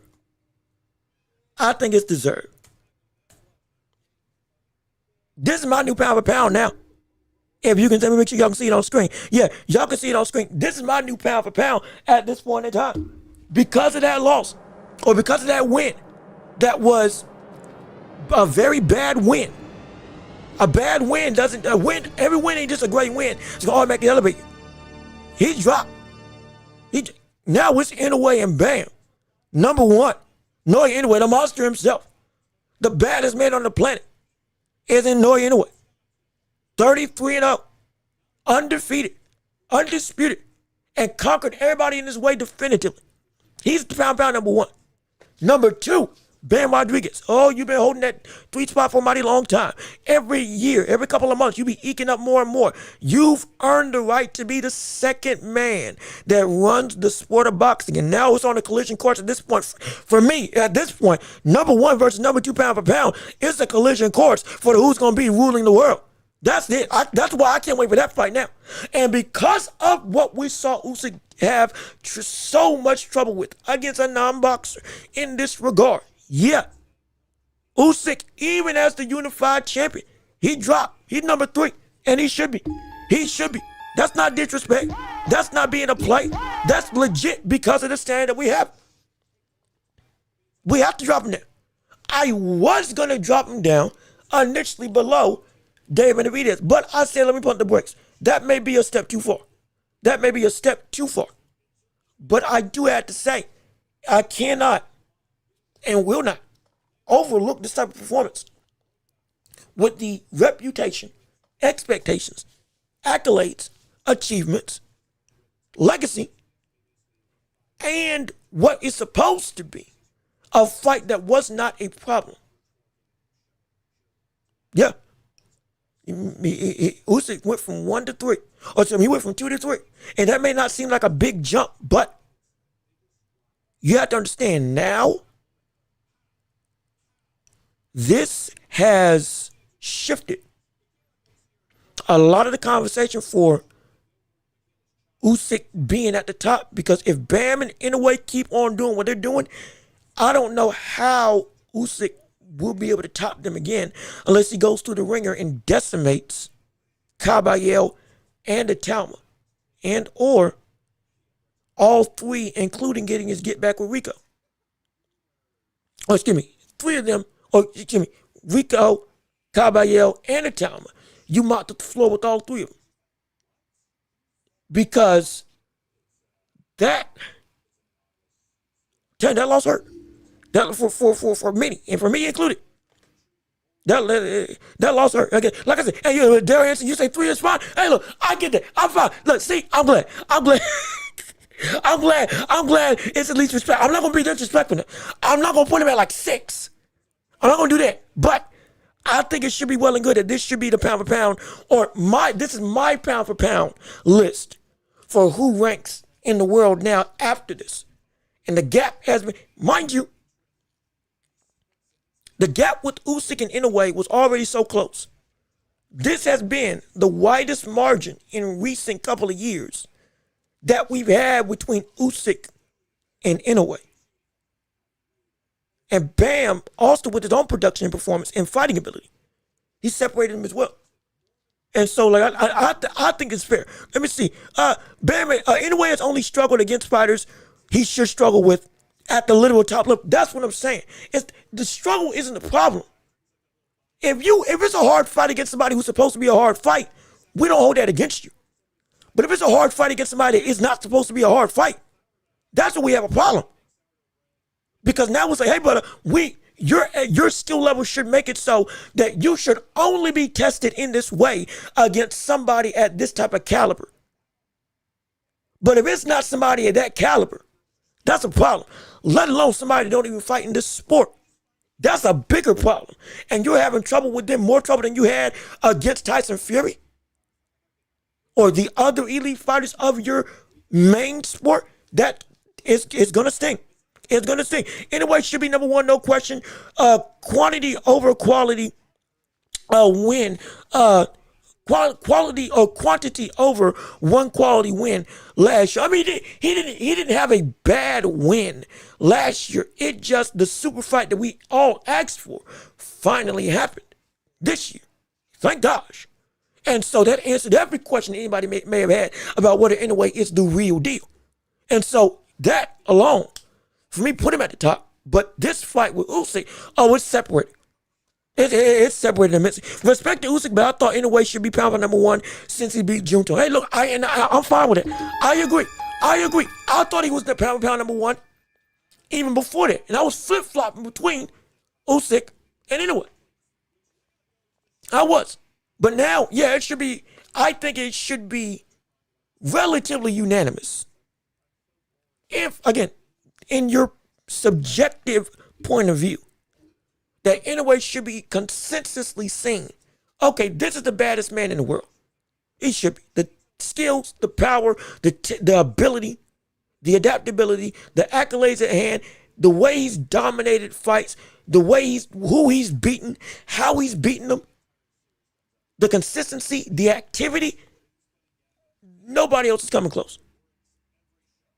So I think it's fair. Let me see. That THX logo used to tear us. Hey, look, that's why I play it. So I can make sure y'all pay attention to what I got going on. I want y'all to, when I play that, y'all need to listen up, because something big's about to be said. Something big's about to happen. Let me see. I somewhat hate this because you like Inoue and Usyk both and Bam. And it's like, no, I like them all. And see, here's the thing.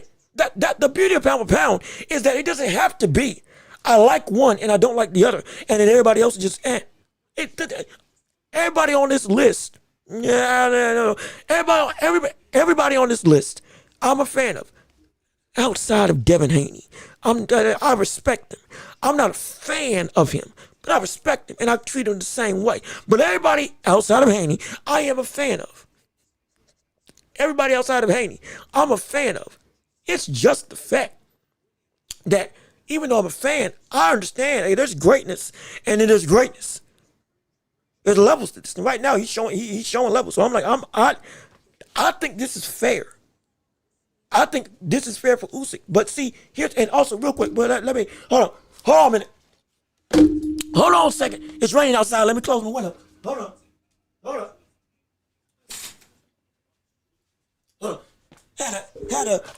Had to close my window because the lighting's starting to change because it's raining outside where I'm at. So I want to make sure we still look as good as possible. So accommodations, all a part of editing, all a part of production. we do it live out here, but pound for pound, it's always ever flowing, ever changing. We get to understand them. I can be a fan of people and still rank them accordingly. And so I'm glad all these people are on the list because I'm a fan of them all, majority of them, except for Devin Haney. I respect him. Just not a fan of him fighting. Even still, he deserves what he deserves, and everybody else deserves where they're at. It is just a moniker. What I don't like in this regard is that now the work to get back to that number one spot is going to be so hard for Usyk. People say that all Usyk's got to do is win against somebody real and they'll put him back at number one. That's not the case anymore. Because now the consistency of top tier activity has stifled. The opponents that have been constantly on the resume, it's not the same unabated elite caliber. Now you struggle to get somebody that if any of these other fighters were at your weight class, I would assume, hey, they mount the floor with them. Now again, it could just be a bad night. But that bad night at this top tier, one of the reasons why number one is number one, because you are near perfect in every regard. This is going to be a lot more difficult to get back to if Bam and Inoue, one, beat each other, and two, even if they don't fight each other, keep their momentum going. It's because they keep building up weight classes, winning titles and moving up against top 10, top 5 athletes consistently. It's going to be tough for Usyk now to go and reach back to the top of that mountain because now the spotlight is going to be on the small men that wasn't there before. I'm telling you, it's going to be a problem. It's going to be a very interesting problem to see how it's dealt with for the whole other boxing one. Let me see. I found it anyway likes watching Bam fight. I assumed so. I'm glad he said it publicly, but I assumed, yeah, he would need to because he got to study that brother now. Let me see. Yo, Mr. Miyagi, also salute to you. How you doing? Hold on, wait a minute. Salute to you. How you doing? Good to see you. We appreciate you on our live stream today. Welcome in on our show. Thank you for joining in.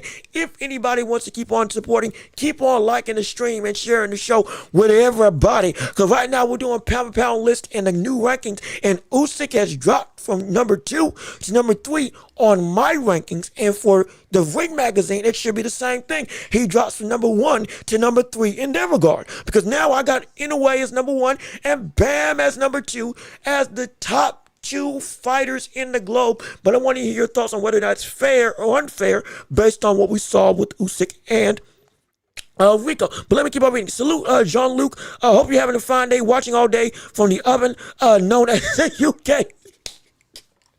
At the moment, wait a minute, it may be hot where you are. It's raining over where we at right now. It is burning up down here, down south, but it's wet. It's humid. It's heavy, like a blanket is what we got going in walking outside. And it don't help that it's storming where I'm at. And it's storming all across the East Coast right now, buddy. Oh boy, oh my. And we getting, it's a mess over here. But we're going to enjoy it nonetheless. But let me keep on reading. And it's bad for Bam because the more Inoue admires a certain fighter, the more he makes them a serious, the more he takes them seriously tenfold. I've noticed that pattern with him because he loves challenges. And that's good. That's what we want to see because it makes him better.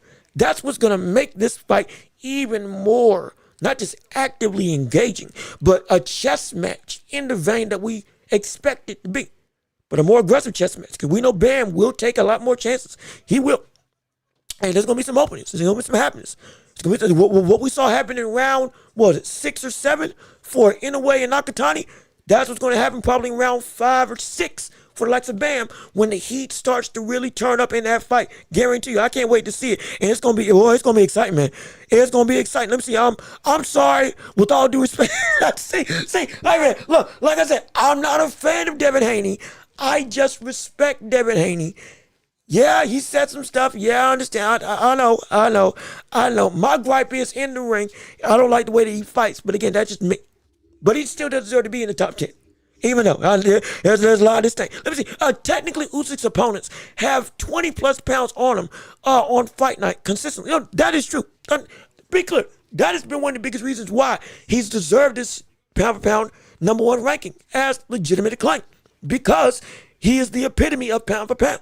He came up from cruiserweight, fighting at heavyweight in the biggest division with no weight limit, and the magnitude of gap is significantly wider than what we've seen in past decades in the boxing world. He's 235. He would still be on the smaller side of the heavyweight regime in the landscape of the boxing world. That's Joe Joyce level size. Somewhat, I think that 225, 230 is not Joe Joyce, excuse me, Joseph Parker size in the framework of height and weight. Usyk normally comes in at 225, face off against people 240, 250. Tyson Fury was 270. We understand the framework of size is so imposing. That's why he needs to be the skilled person that he is to face off against these giants, and we completely appreciate it. And that's why we love what he's been. That does not in any way change. Even with all that being said, this fight brought him down. This fight, in my opinion, should have brought him down. He can work his way back up now. But it's going to take a mighty hard road of killers the like all throughout. Because I can't ignore this, sadly. And I will. And if he gets back to the top of the mountain, great. Phenomenal. It's stupendous. I just know it's going to be a whole lot harder now. Due to, again, the one thing about #1 pound for pound, they get the eyes. Usyk may not be the most, he's one of the 4 faces of boxing, sure. He's the guy that reigns over the division, sure. But at #1, that also bolstered his appeal of everybody looks up to him. Now, for most people, it's going to go back to everybody's looking up at Inoue. And when you're watching Inoue and subsequently watching Bam, all of a sudden, the awe and wonder of their skills and their resume is going to start to grasp hold on a lot of people. It's going to be a lot harder for people to say, oh, yeah, Usyk after one win is going to be back. Oh, he's the best in the world again. It ain't going to be that easy no more. It ain't going to be that easy. It's going to be a road. He can do it. It's just going to be road. But that doesn't take away from his ability. And this pound for pound persona he's garnered over the years. Absolutely. No question about that. Can't wait to see B-Ball back on set. Oh, yes. B-Ball is coming back on Saturday against Eifert. That's going to be a very interesting fight to have happen. Now, again, we're going to break that down more so on Thursday than we will today. Today's more so Tank. Not Tank. Today's more so Usyk, Rico, pound for pound discussions, debates about what happened, why it happened, as well as if we can get to the stuff that we're going to have to get to because it's thumbnail. Tank, Schofield, their talks, looks like a fight's going to be happening because we got a mandatory that's been made with Schofield and Tank. We're going to touch on that a little bit and then championship rounds. But for the whole, B-Ball Thursday, we're going to have the conversation with them because we're going to see how that back is able to hold up. And it's going to be really significant on what he can do at 175 going up against the better BFs and potentially the B-Ball, the Benavidez, excuse me, if he moves back down. Ooh, it's going to be some interesting things. Let me see. Some good and interesting fights this weekend. Let me get through this last thing with Usyk and Tank, and then we're going to be talking about the fights.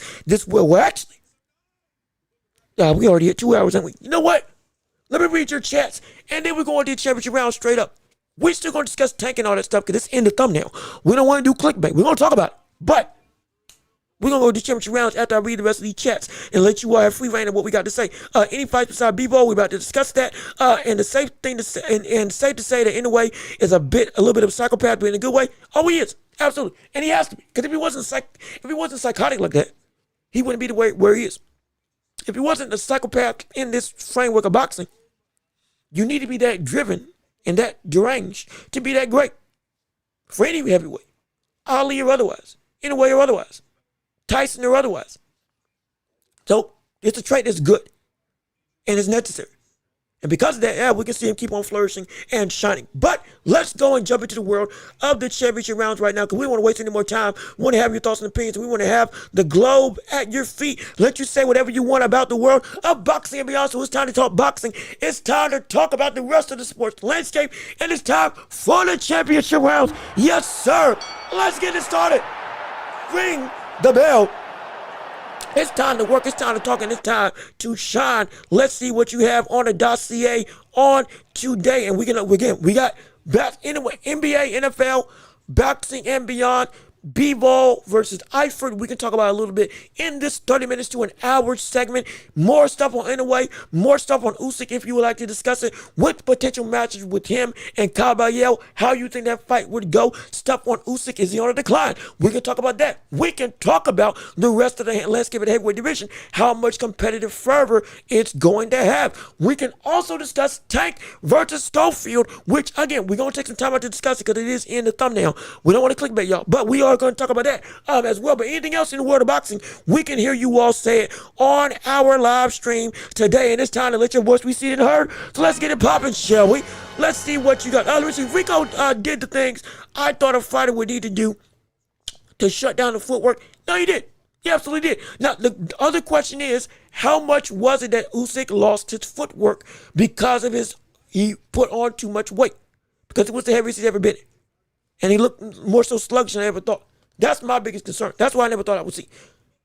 That's where, throughout the weeks, we're probably going to be debating that. How much of Usyk was it that his own feet were not able to be used because of his own physical framework that apparently he didn't take care of himself like we thought that he should. But Rico did do a bunch of stuff to take away the footwork. A lot of people are now putting Inoue, the second best Asian boxer in the world, behind Manny. What do you think about that? Yeah. Yes. My answer, yes. Absolutely. Out from the Philippines, anywhere over in, out, was it? Is it east? East. Anywhere out east? Of every Asian descent fighter that we've seen out east, he's the second best I've ever seen. Or he's probably second best most accomplished. And him and Manny Pacquiao, yeah, it's 1-2. It's 1-2 with them, absolutely. No question about it. I would agree with it. I agree with it. Let me see. By constantly turning Usyk and firing off beat punches that would consistently catch Usyk. Yeah, it was a great plan. Let me see. Jerome Holmes, how you doing? Good to see you. We appreciate you on our live stream. Salute to you and everybody else in the world of the Welch and the Welch Empire. We appreciate you joining in. Please keep on liking the stream if you like what we got going on, and keep on sharing your thoughts and opinions in the chat. We are in the championship rounds where you all dictate the whole of our conversation regarding the sports world and beyond, and we want to hear everything that you have to say on the day. Let me see. Canelo versus Billy will probably be a classic. That fight gonna be very indicative on the positioning of Canelo after surgery and post Terrence Crawford. More specifically, now that he's out of his prime, how does he adapt? He's going to be tested with stamina. He's going to be tested with even worse footwork. He's going to be tested with grit and grind against activity. How does he sustain himself and change himself for the better in this newly revamped division of 168 with Christian and Billy, Lester Martinez, Hamza Shiraz, Carlos Adames, and others in a revamped Jaime Munguia in a very much dangerous free-for-all super middleweight division. It's going to be very interesting. I think Canelo's going to win. It should be a barn burner. I'm expecting Canelo to win, but I'm expecting to see Canelo be able to be or force himself to change a little bit of his catch and shoot style, because he's going to need to deal with some of the stuff that he's got coming at him. Not just against him, Billy, but against the rest of the division as well. Because it's only one part of the title. There's still 4 other belts to be gotten. And because of that, he has to go through the ringer yet again to claim all the Infinity Stones of the 168-pound division. And it's not as much of a cakewalk as it was. Not saying it was a cakewalk before, but it's a whole new identity of what this division is. So it's going to be very interesting. No question about it. Let me see. Johnny Blaze, hearing Bebo has to fight WBO Mando Callum Smith. So don't be mad if he fights him and not Benavidez. He had a chance to take out Smith, but chose Yard. Now, to be clear, both fights were not problematic. The Yard fight was the fight that got him in full-fledged mandatory opportunity to fight Bebo. And then everything that happened. I believe. Yeah. Everything that happened. No, I'm sorry. It was what was the fight? Morrell got him in position. WBA essentially regular interim title. Then Bebo signed a contract to fight Better BF. Benavidez says, okay, I'm gonna go fight Yard. He's still a top guy in this division. Beats him, and then says I'm gonna move up. If it had been Callum Smith, I think the same thing would have happened. Either way, the best thing we can say now, even though it's been a bunch of drama, this fight is in a closer proximity to get made than we've ever seen before, in a great way. And I hope it happens. Because my gosh, it needs to happen. Because I want to see it. I need to see it. And if he's got to fight Callum Smith, fine. So be it. I'm assuming he'll be just fine with it because he still wants to get Bebo ultimately. Unless he gets the likes of Jaya Pataya, which, again, speculatively, I'm hearing some rumors that fight may be a little bit more reliably possible than I thought. Because now we got Turkey Al-Sheikh himself even gunning for it. I would like to make that fight. If I read these reports correctly. Again, like I said, if I read the stuff on the Ring Magazine correctly. So there's some ruminations going on right now and some volatility at 175 that we don't know where it may land ultimately. But what we do know is that stuff may be possible. As you can see, right, and it's even been reported by the likes of the boxing scene, for those of you who weren't aware, that we got to see. Turkey Al-Sheikh wants to make Jaya Pataya versus David Benavidez for the undisputed title next year at Cruiserweight.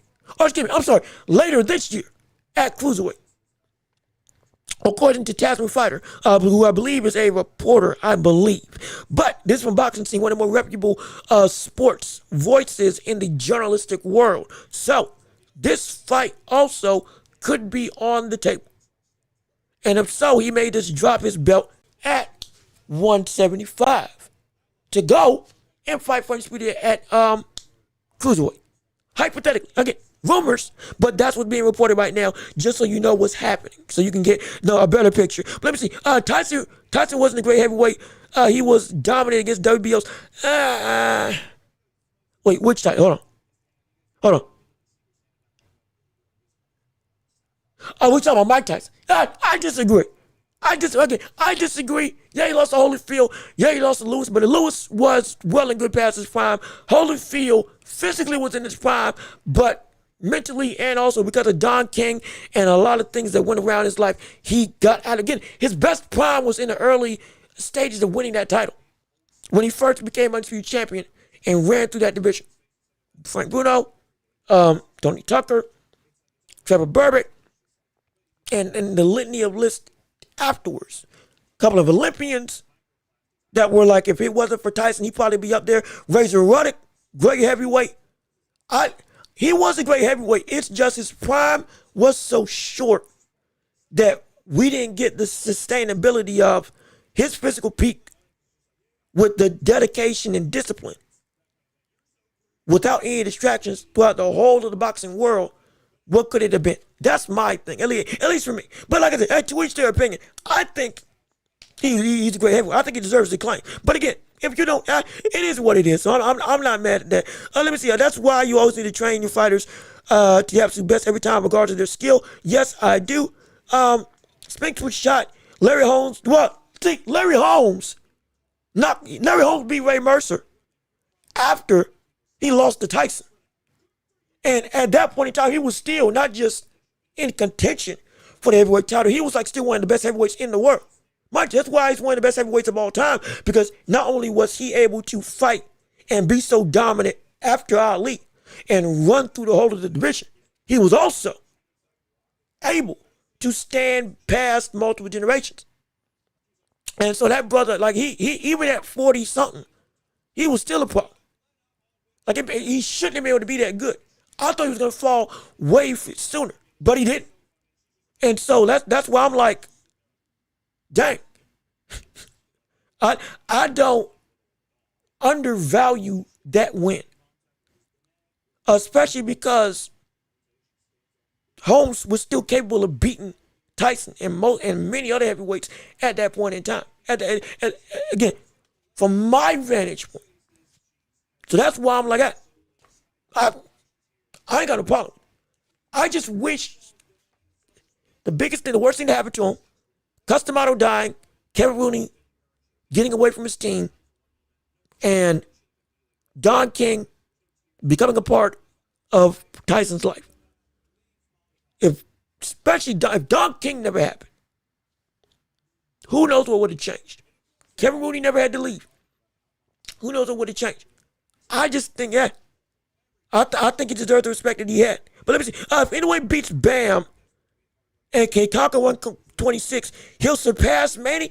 I'll say he's on par. And I'll say that because Manny Pacquiao being 8th division champion and 4 decades of being in or at or considered one of the best in the world, holding a title in all the different facets.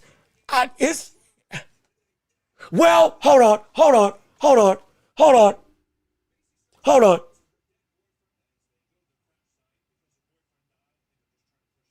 Let me rephrase that. I had to catch myself real quick. Let me rephrase it. Make sure I pick my words right when I say this. Manny Pacquiao is one of the 10 greatest fighters ever. If Inoue does that, if Inoue goes and beats Bam as well, with 126 also, he'll also be in that conversation of he might be one of the 10 greatest I've ever seen. Now, he does not have he's got density, but not the same longevity as we have with Pacquiao. Pacquiao had both. Longevity, 70 plus fights, over 65 wins, pound for pound #1, multiple times, conquered 8 different weight classes, faced off against some of the best we had seen. Marquez, Corrales, De La Hoya. He retired De La Hoya. He's had so many stops. Adrian Broner. It's been cross-era dominance, which is ridiculous to think about. Even Mario Barrios, he tied with him. He almost beat him. Should have beat him. He doesn't have the longevity, but the density, even though I'm not saying it's absolutely comparable, it's significant enough that we can say, okay, we get the comparisons. He would be within the vicinity of Manny Pacquiao. Greater? I don't know if he will be outright greater. I don't think he'll be outright greater.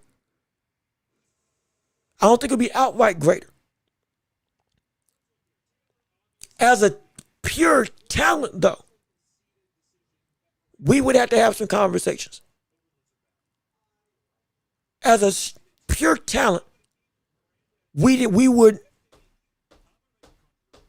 would have to think. Greatness-wise, Pacquiao is still Pacquiao. I'm not questioning that at all. But who's the better fighter? If he beats Bam after beating Junto, after beating Fulton, after beating Donaire, after conquering the entirety of the small man division and becoming outright the greatest at one of his divisions, like 122.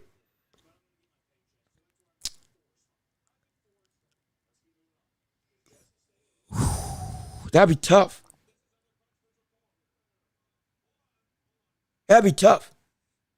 Skill conversation, I'd have to really think. Greatness conversation, it would still be Pacquiao, but he would be within the vicinity. Now, again, that's me because of what I've seen from Inoue. And I've already said he's got the potential to be in the caliber of top 10, which is where Pacquiao was at. If you I got Pacquiao high. I got Pacquiao like high in that top. He's in my top 5. Would Inoue get there? I'm not sure because again, the longevity would not be the same. And the greatness of Pacquiao it speaks for itself as an icon, figure, and fighter. But Inoue, it's so dense. It's like, okay, we got something. If he goes to 130, hypothetically, now we're getting into territory of, hey, we got to start having real conversations. We have to get into that territory. That would be insane. If he just say, you know what, I got more in the tank, I'm going for it. And one, that would be insane. But no, greatness wise, no, it's still Pacquiao. It's still Pacquiao. But as a skilled fighter, I would have to think about it. Because I've said it before, Inoue has been, if I could make a fighter, it would probably look like Inoue. The way he fights, the composure, the power, the speed, the snappiness, combination punching, defensively being able to roll and get out the way of shots, and be a great counter puncher, and legitimately, if he wants to box, I can outbox anybody, just about, whether I'm taller or smaller. That disciplined, yet that explosive, that destructive, yet that calm. I told you, him and Roy Jones Jr., they're two sides of the same coin. He don't fight like Roy, but I already made it short about this. He has the same makings that I saw in Roy Jones, but it looks in a different way. Fundamentals first, athleticism second. Roy, athleticism first, compounded, or rather backed up by fundamentals, which allowed him to break all the rules. In a way, he doesn't necessarily break the rules, but he takes chances within the rules that you're like, you shouldn't do. But he's able to do it because he is fundamentally sound, backed by the athleticism that caused him to say, boom, I can take this chance. Two sides of the same coin. Greatness personified regardless. So, but be clear. This conversation is going to get very murky, very muddy, and very concerning if people ain't careful. I'll say that from the jump. I'm going to say this right now. This conversation can get very mucky, very muddy, and very uncomfortable for a lot of people if this brother keeps on winning. Also, real quick, before we continue, stop everything. Everybody stop everything. Hold on a second. I think I missed a super chat. Hold on 1 minute. Hold on 1 second. Wait a minute. Hold on. Matt, I'm so sorry. I'm not, we had so many people chatting, and that was a really good question initially. I missed your super chat. Hold on a minute. Everybody stop the presses. Thank you, Matt Borgeson, for your $5 super chat and giving alms to the Empire. We appreciate it so much. We love it, and we want more of it. And we appreciate you giving alms to the Empire and your $5 super chat to the channel and helping our show grow and flourish and shine in this community together. It is impossible for Inoue to pass Manny, by the way. Nobody nobody on Inoue's resume, Bam included, comes close to Morales, Oscar De La Hoya, Ricky Hatton, or Thurman. Keith Thurman? No, hold on now. De La Hoya, okay. It has some losses, but again, no issue there. Great. Morales, great, absolutely. Ricky Hatton, again, knocking him out in the way that he did, phenomenal. And when Ricky Hatton was really on a run. Thurman, though, Thurman was looking like one of the best brothers at welterweight, and he beat him. Yes, he did. But I don't think he was ever looked at in the vein that we see in a way in comparison to Bam or Nakatani. Thurman, I don't think is that. I think Bam and or Nakatani is a better name than Thurman. Even though Thurman, again, at that point in time, was a dog at the division. But Nakatani was the best straight up. If it wasn't for Inoue, Nakatani would probably be seen as he's running 122, 118 and below. And Bam, if he beats Bam. So I think, I don't know. That's why I'm saying the names that he's facing, especially now that he's in this Nakatani Bam back-to-back potential domain. Like that would be on top of who he's already faced off against with the likes of a revamped Donita Donaire, who's a Hall of Famer, going through and cleaning out the deep division of 122, 742, who's also pound for pound, top 10, or at least borderline pound for pound, top 10. And having such a dynamic, like that, I think that those two names will be better than Thurman. Might be better than Ricky Hatton, actually. This is not disrespect. I'm talking about with the placing in the world acclaim. It might be better than Ricky Hatton. Arguably.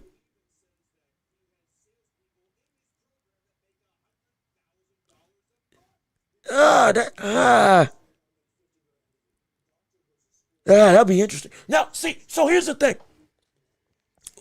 This is a good conversation because the resume of Inoue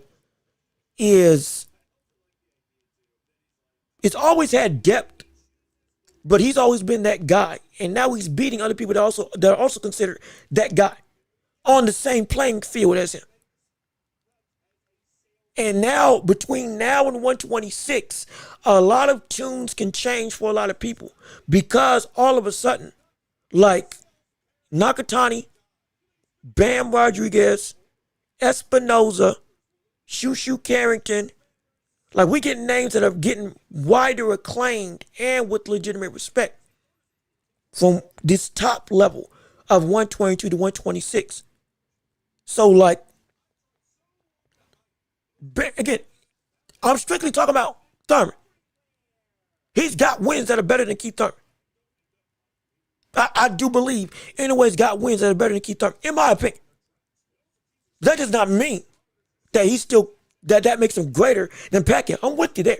I'm just saying from this point on, this type of conversation is going to be coming up because now the threshold of greatness can really elevate and change for Inoue because of the names that are in front of him and the scope of physical talent that's in his wake in combination with the names.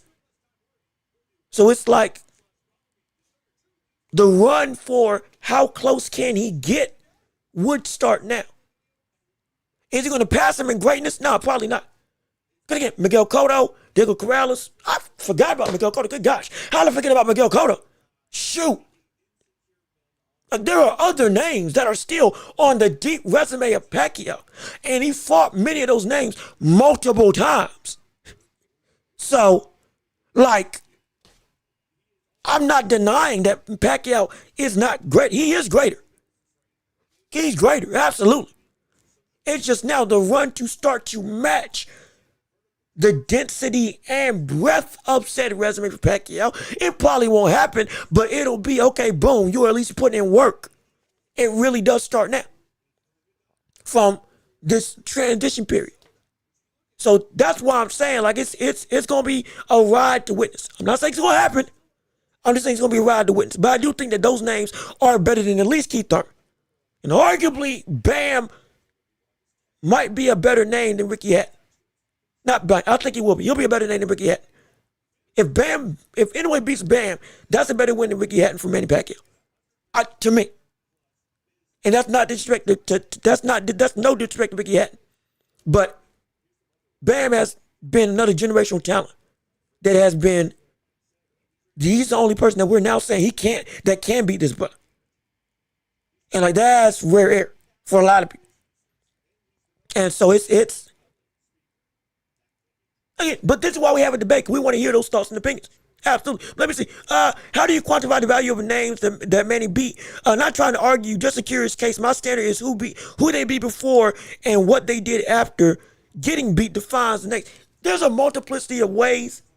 It's not one concrete way. My thing was primarily what they were when they fought Manny Pacquiao. Number one, and who they beat. Because again, the context of the current moment and at their position helps to dictate immensely what they were.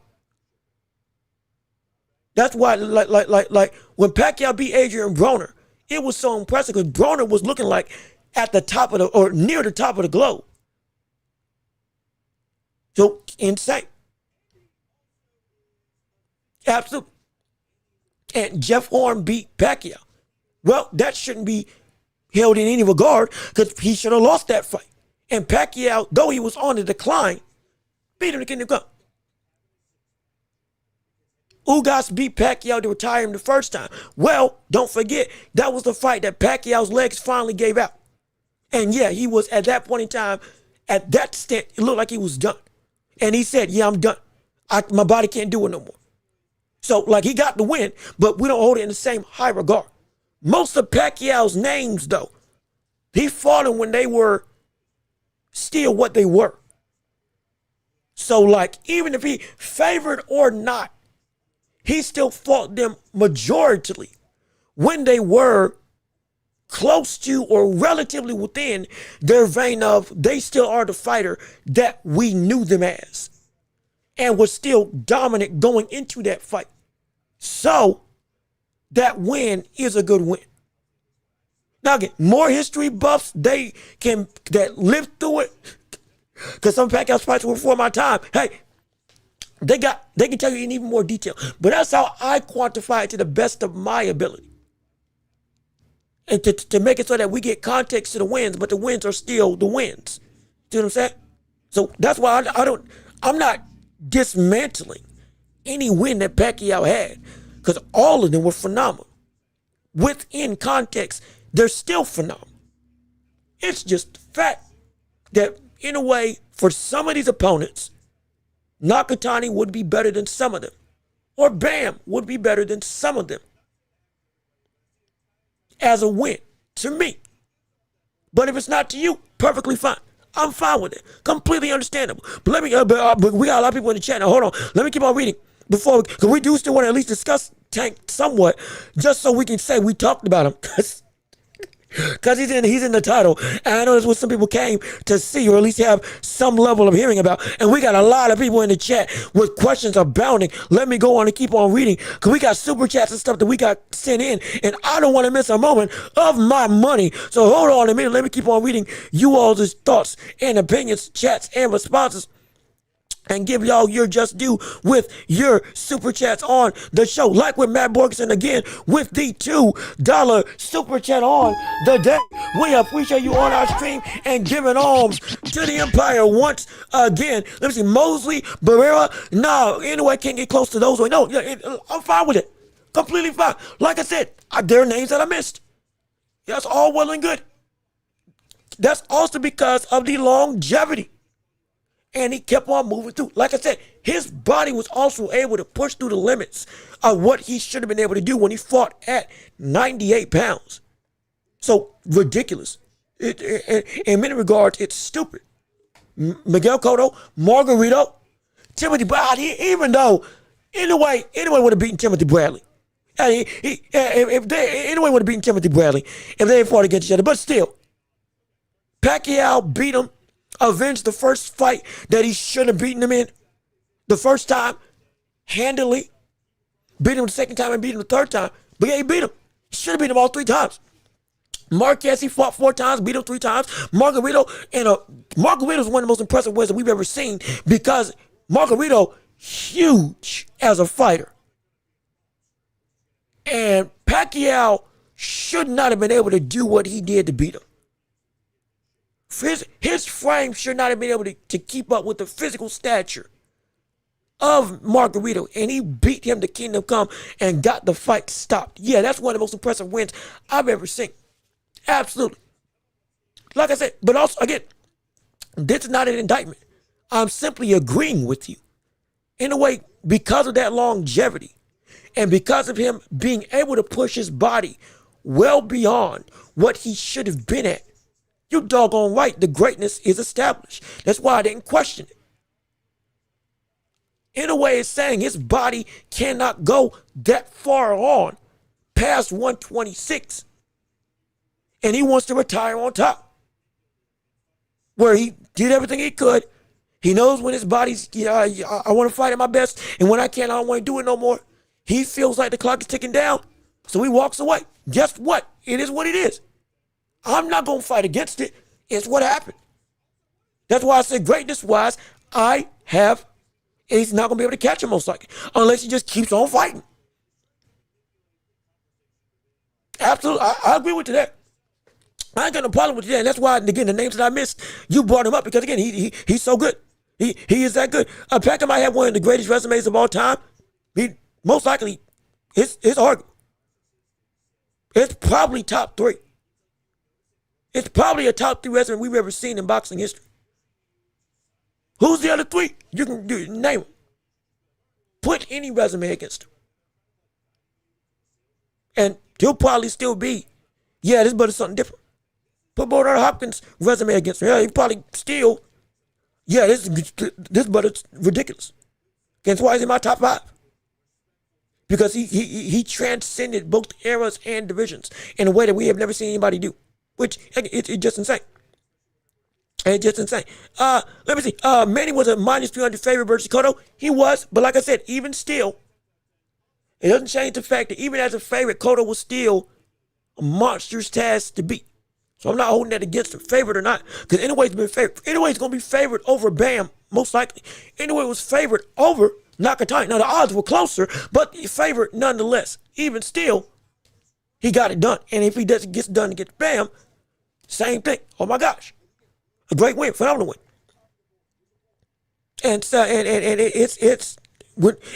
like I said, if you look at Manny Pacquiao's resume, when you really think about it, like really think about it, this brother was getting ready to fight Terrence Crawford. That's how much he had been able to sustain himself. And was going to have the belt going into the fight if it wasn't for that robbery of Jeff Horn.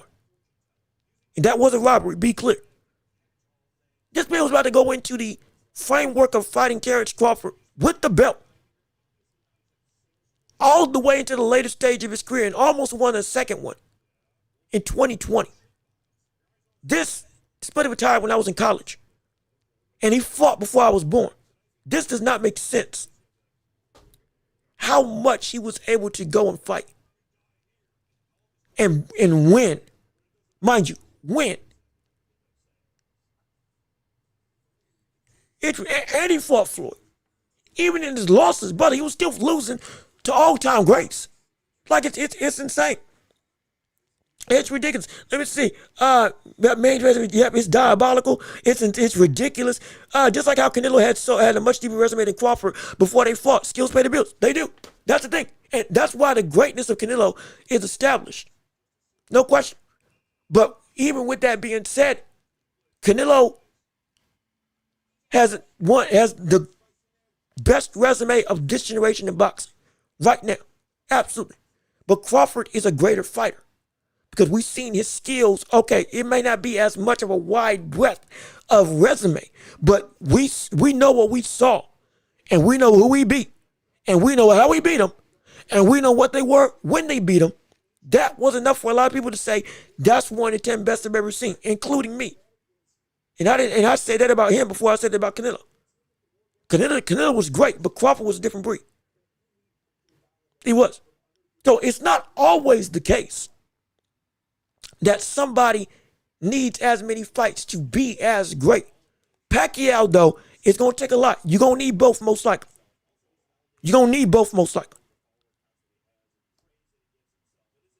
But this is where the skill argument comes into play. And the breadth of skills that we're seeing from Inoue coupled with the dominance of density, though it doesn't have the same longevity, that's where this conversation starts to get, hey, is it possible that we can be fair to talk about this? You don't got to agree, I'm just saying that's why the conversation is the conversation at hand. Because of this very statement, the skills of the fighter pay the bills for so many things. But let me keep on reading what you all had to say. If Inoue was as big as Lamont Roach, oh gosh. If he was Lamont Roach size, so everybody, nobody, no, that's the thing. I'll say that. I'll agree with that. Yeah, I'll say that. If he was Lamont Roach height, good night. My word. Great day in the morning. Golly. That would be horrifying. In fact, real quick, before, and this is speaking of Lamont Roach and Tank, this is actually a perfect way to segue into the conversation real quick with Tank and Schofield real quick, and we do need to cover before we actually get out of here. But what I want to say, how tall is anyways? How tall anyways? What 5? What's his height? His height in feet. Okay, anyways 5'5". How tall is Lamont? How tall is Lamont Roach?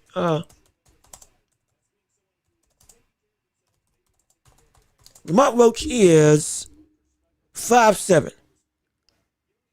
Okay, 5'7", nearly 70-inch reach. Tank's about 5. What is he? 5'4". Tank Davis' height. How tall is he?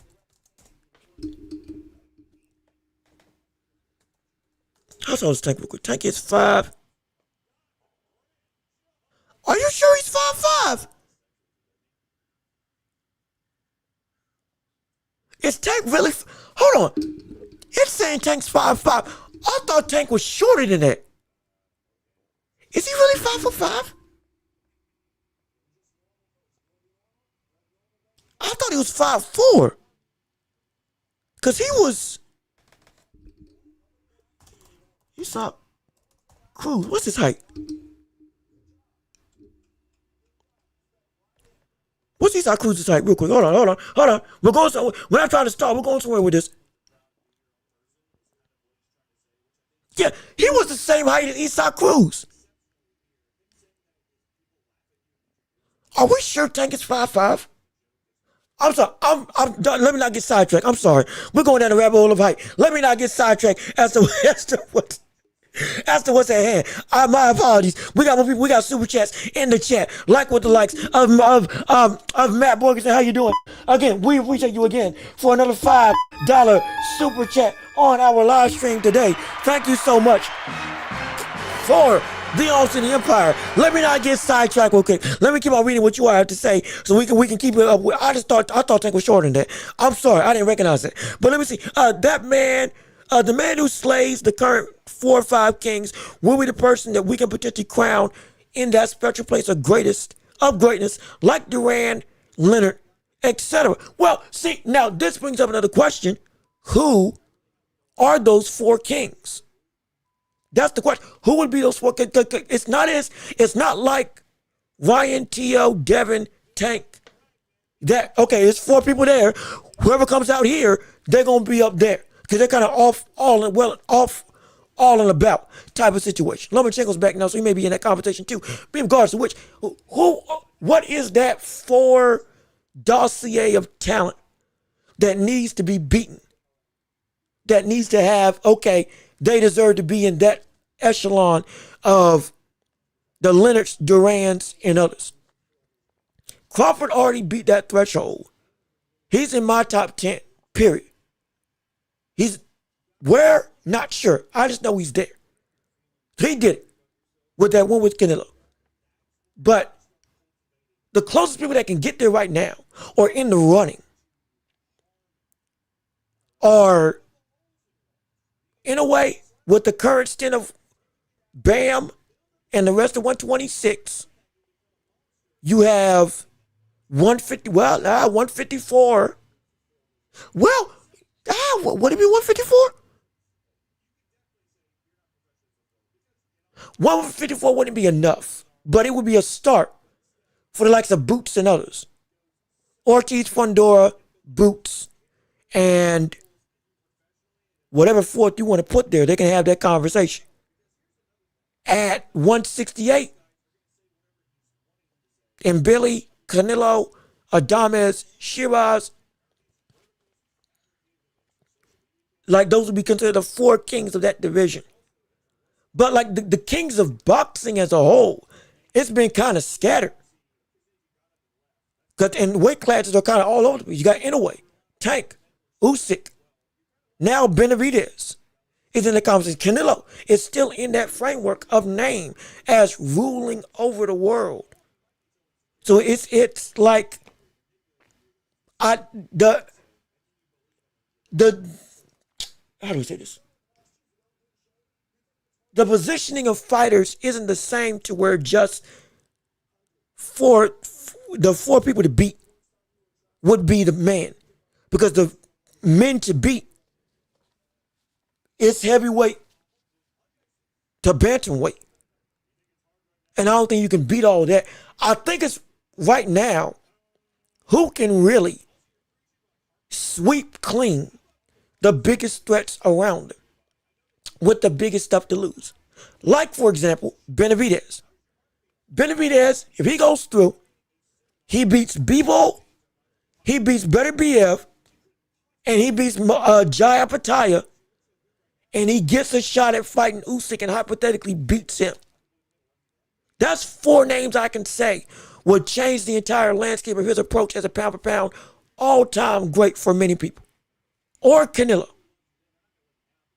Any of those four of those five names he fights and beats. For many people, okay, yeah, this man's something different. Especially with his win against cruiserweight. With Inoue, it's Bam. He already checked off Nakatani, that's two. And then Espinoza or straight up go undisputed at 126. For other people, they'll probably, Max Kellerman and others, he'll probably have this 1 to 10 greatest I've ever seen. Most likely. For Tank, though it took a long time, if Tank goes and beats Teofimo Lopez, Shakur Stevenson, Devin Haney, and then, dare I say, goes at the 147, or past 147, even 154 and fights, I don't know, Boots, or somebody on that ilk, or even drops down and tries to fight the likes of Inoue. It's a crazy scenarios, I know, but we're trying to make the best of it, of what could be possible. Because for every fighter that's in that threshold of they can cross that bridge, it's different for each of them because of what's around them to make that stake in claim. So it's not, that's why I'm asking who would be those four kings for you all, so we can have a better scope as to answer who should be it. Let me see, someone who can beat Devin Ryan, Garcia, Shakur, may move up, take out Boots, etc.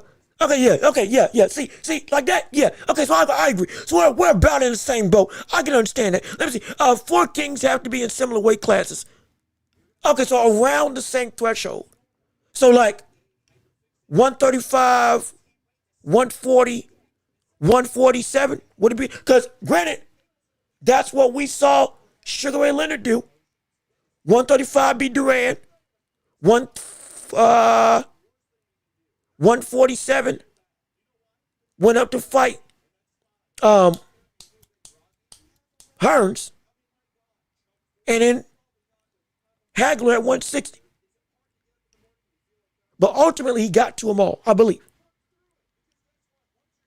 But, from 135 to about, well, that's a little bit different because he jumped. He jumped insane to get those fights. Man. But they were around outside of Hagler, who all his life fought at 160. Hearns, Leonard, Duran, they moved up around the same vicinity all throughout at the same time. So yeah, it could be like that. So yeah, it would have to be, so it would have to be around the same weight class. Okay, yeah, so we are saying the same thing. Shakur, Ryan, Boots, and Haney. So what was that? That would be what, 140, 147, and 154. So about 3 weight classes within each other is who should be needed to be. I can vibe with that. I can vibe with that. Also, again, thank you again for the $2 super chat. On this thing, we want to make sure we acknowledge the amounts every time people choose to give. Also, thank you again for the $5 super chat on our live chat. Again, more arms to the empire. We appreciate it so much with our conversations. Let me see. Benavidez is in a 4 Kings era from light heavyweight to cruiserweight. Apataya, Benavidez, Bivol, Better BF, Whitaker, Marco Verde, Pat Brown, etc. I think more so, he's one of the 4 kings. So he just has to beat the other 3. Whitaker, great additive. I can't put Whitaker in that conversation yet. But it's especially after what we saw with like Zerto. It is Apataya, Benavidez, Bivol, Better BF. If he beats Better BF, Bivol, and Apataya, that would be Benavidez's gauntlet through the 4 kings of boxing. Because technically, he already took out one of them in the likes of Zerto, if we're talking about his respective vicinity of weight class. Because those were the top 2 names at that cruiserweight, light heavyweight level. Zerto, Apataya, Better BF, Bibble. Though they ran the world between cruiserweight and heavyweight. He just bludgeoned and killed one of the 4. So now he is one of the 4. So he's got 3 more. So if he beats them, great. Whitaker's just a great additive. Whitaker's just more icing on the cake. But the density or the cake itself is those 3 names. So I can see that. I can acknowledge that. Let me see. Give me Shakur versus Zai. Oh, Shakur versus Zai is at 1. Was that 154? If he ever does move up that high, that'd be a good fight now. Hey, now, that'd be a good fight. Hey, look at this. That'd be a good fight. We got some problems here. That'd be a big fight to the frame, but that would be a good fight, no doubt about it. Let me see. Durant went from 135 to beat Ray at 147 in his absolute prime is the definition of great. Yeah, no, that's ridiculous. I just wish we saw Durant not party so much. What would that rematch have looked like if Durant was in shape? My gosh. That but a party. He got surprised by the rematch getting activated. He took 6 weeks just to lose weight because he was like 200 before the fight because he was out celebrating. That's what helped to go into the no mas situation with him saying, I can't do it because my body just can't withstand it. Literally. Dang it, man. I wish that rematch, he had never went out and partied so much. Oh, what that would have looked like would have been insane. But yeah, man, no, but that's the definition of ridiculousness. That's preposterous. He beat Durant. He beat Leonard in his own division, in the pocket, outright, like with no debate. Yeah, that's insane. That's insane. The kings are based on marketability and exposure, not just namesake. Conor Ben could be a king because a win against him illusions a good win by the masses. Yeah. Now, I don't think Conor Ben's a good example in this framework because I don't think people are especially after what we saw against Progress. I think the stock, sure, for the UK is still high, but I don't know if the buying power is exactly the same. I don't know if it's exactly the same. Now, I think it's kind of hurt just a little bit, but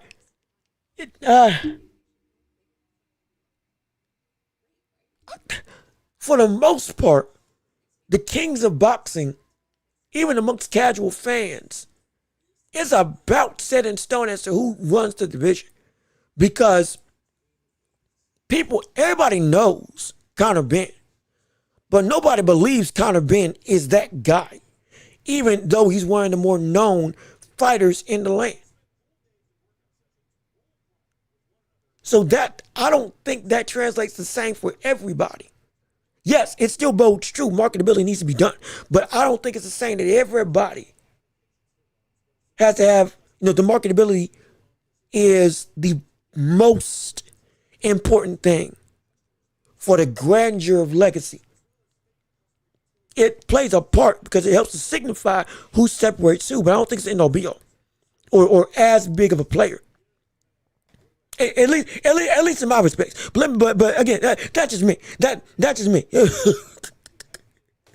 We're cooking right now, good on vacation. Hey, brother, look, we having a time right now. Hopefully, I'm entertaining y'all. We barely crazy enough. We almost 3 hours into this show. We didn't even get a touch on the other aspect of this show because this is real. It's a big, but it needs to be talked about because we're in this framework of volatility because there is so much that can potentially happen at this four kings from multiple eras.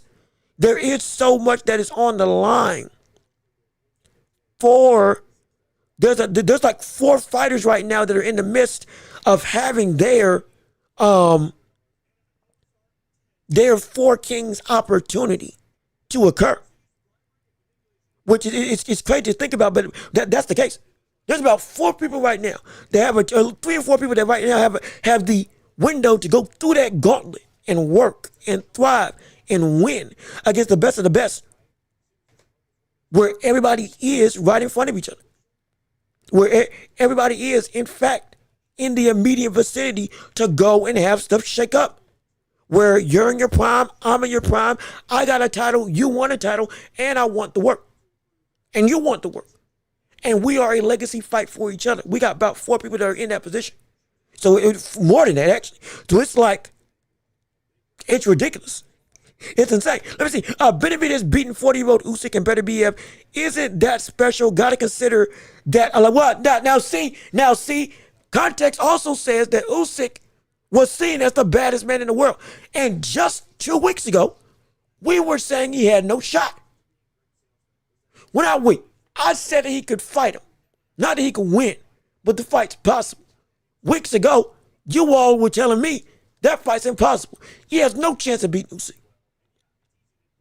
And so, you got so it's like context. Up until Rico fight, Usyk looked like, okay, yeah, if it ain't a Talma or Caballero, nobody's really beating him. And even then, they're just the best to beat him. They may not even beat him because Usyk's so good and doesn't look like he's slowing down.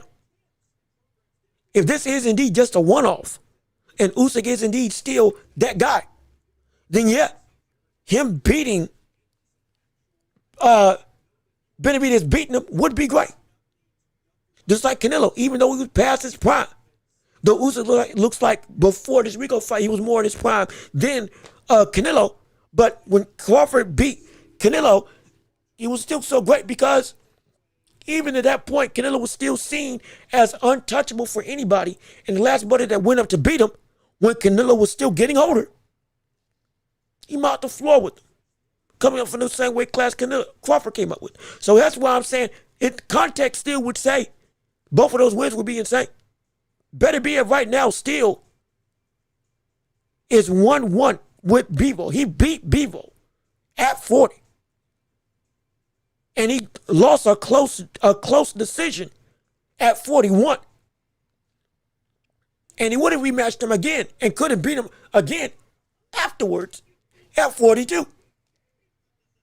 If, again, Bivol didn't get injured. So we're like,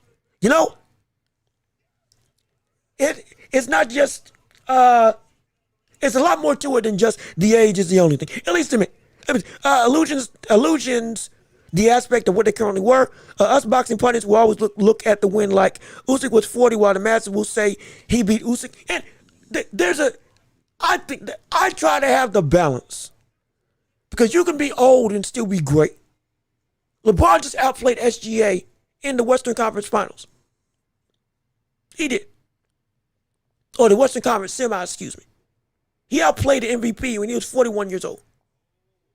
Now, he lost, but still it's like, oh my gosh, he outplayed him. Anybody who still beats LeBron at this stage in his career, it's still impressive. Even though it's an older LeBron James. I think Usyk and with other boxers, it's the same thing. You beat an older version, sure, but they've shown from other opponents, hey man, I'm still so much separated. You beating me is still something so special. If anybody beat an old Floyd Mayweather at any given point in time during the Money Mayweather era, nobody would have said he's almost 30, he's almost 38. Nobody would have said he's been fighting since the early 1990s. Nobody would have said he's old, and it would have been deserved because he was still showing, I'm one of the 10 best in the world. And my gosh, you beat who looked like he was unbeatable. Age wouldn't have been a factor. It would have just been, yeah, you beat Mayweather. And even if age was a factor, we would have said Mayweather lost a step, adapted his game, and still beat everybody in his weight, and you still beat him. That, I got to give props to that. I think that's a fair, I feel that's a fair accommodation of respect when it comes to what happens within the landscape of the boxing world as we see these older fighters continue to be so great. Like if Crawford never retired and lost to somebody like a Boots or otherwise, Crawford would have been 39 at that point, but he just beat Canelo off of being 38 years old. And look, like he was the baddest man on the planet. He was undefeated, undisputed, 3-time undisputed, the only person that had done it since the likes of Henry Armstrong. We wouldn't be saying he was too old, that's why he lost. We'd have been saying, oh my gosh, Boots beat him. And it would have been deserved because, hey, you see, like it follows. At least to me, it follows too. Let me see. Give me Pat Brown versus Benavidez. Oh, that's a good fight. Oh, that's a good. I didn't even think about that fight. Yeah, that's a good fight. Oh shoot. Oh my gosh. Yeah, I would love to see that fight. My goodness. I would love to see that fight. Let me see. Kings fight kings for their castles, no matter the size of the armies. Yeah, that's true. That is true. I'm with you there. Anyway versus Tank at 130 is doable. I don't know why people act like it's super crazy. Well, see, here's the thing. Johnny Blaze, it was crazy because they were calling for that. They were calling for that fight when Anyway was at 118. That's why it was crazy. They were calling for that fight the first time he fought at 122. After Stephen Fulton. That's crazy. Because even though it seems like it's only, 5 or 7 pounds apart, for the smaller weight classes, that is a huge jump. Tank himself is saying he doesn't want to fight at 140 or when he's 135. That's only a 5-pound jump. But he doesn't want to move. Why? Because he sees that's a big weight. That is a significant weight advantage. 5 pounds of pressure is all it needs. 5 pounds of pressure is the difference between literal life or death when hitting somebody. Breaking a bone. Concussions that lead to irreparable damage. One bad shot to the back of the head. Changed forever. We've seen that. Even if it seems like innocuous. That's why it is significant because he wasn't even remotely close to that weight class of 130 to even make a catchweight fight. But yet they were calling for it. If he gets to 126, now we're in a better framework of, okay, it's more feasible. Because look at it this way. Any champion right now, outside of Bam and or Inoue, if they moved up to 130, would you give them a good shot at winning?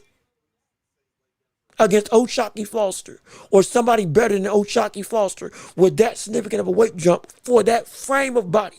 Most people, if not all, would say no, that's ludicrous. For most, not all, most. So that's why it was shocking initially. And that's why we said, let him get to 126 first before we can even talk about maybe making that fight happen. Because until we get there, we can't, that threshold is still pretty massive. It's still pretty huge to say he can overcome. Or any fighter for that matter.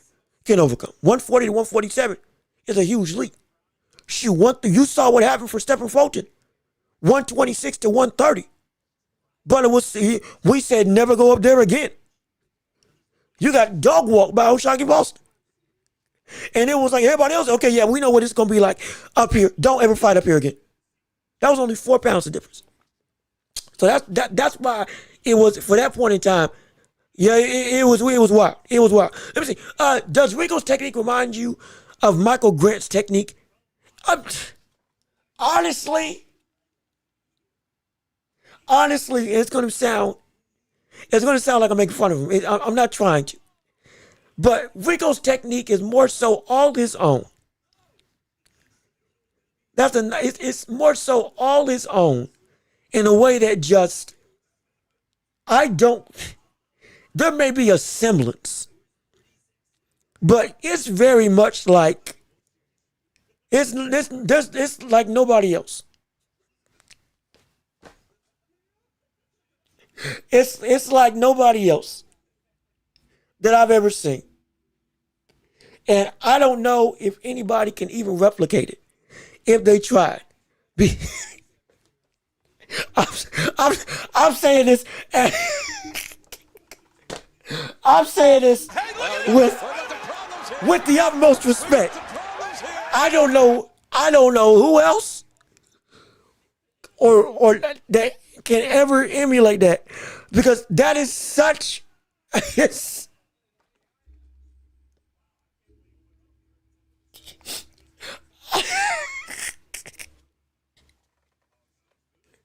I'm sorry.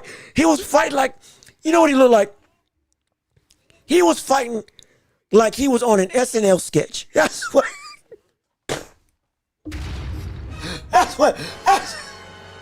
it.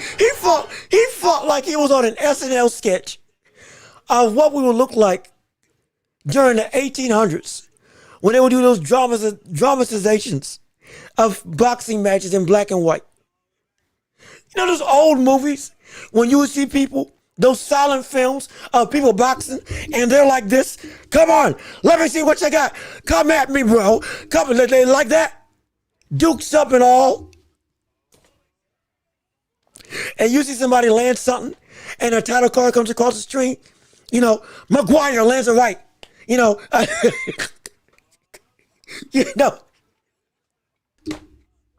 Bartholomew with the left type of stuff. That's what it looked like. He fought like he was on a Charlie Chaplin silent film doing a fighting scene. That's what it looked like in the funniest way possible.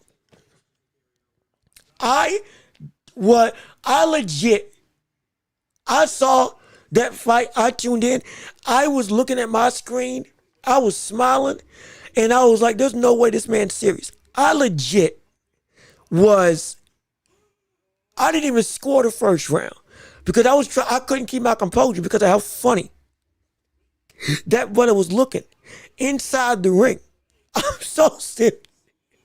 Like, look, like here, I used to act when I went to school.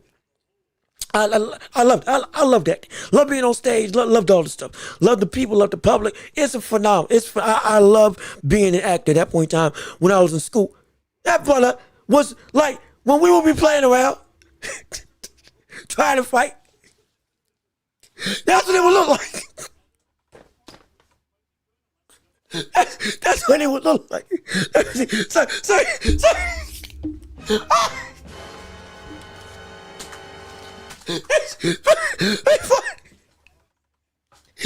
hey, that's me. Oh, shoot. It's funny. He fought like he was a fucking.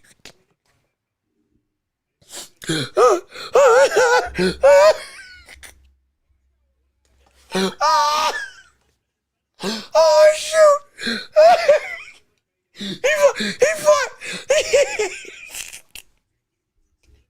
fought like somebody. I'm sorry. That's funny. Hey, man, that is funny. He fought like somebody. He fought like Bluto and Popeye were up at Saturday morning when I would be at my grandma's house. We would go there for summer vacation. And I sit in my chair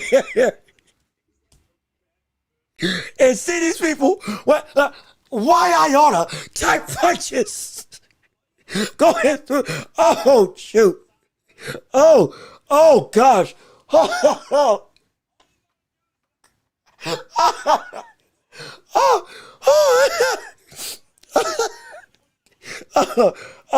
I'm sorry. That's funny. That's funny. Sergey, that's one of the funniest things that's one of the funniest things you've ever said. I thank you so. See, this is why I love y'all. This is why I love y'all.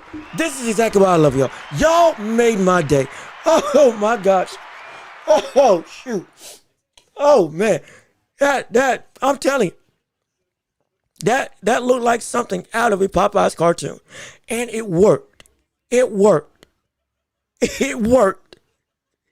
Lord, hey, look, I'm telling you gonna see you go. Hey, if we doing that, we gonna see people start fighting like Jack Johnson back in the day with that thing, leading out, just straight up marching forward, fighting like.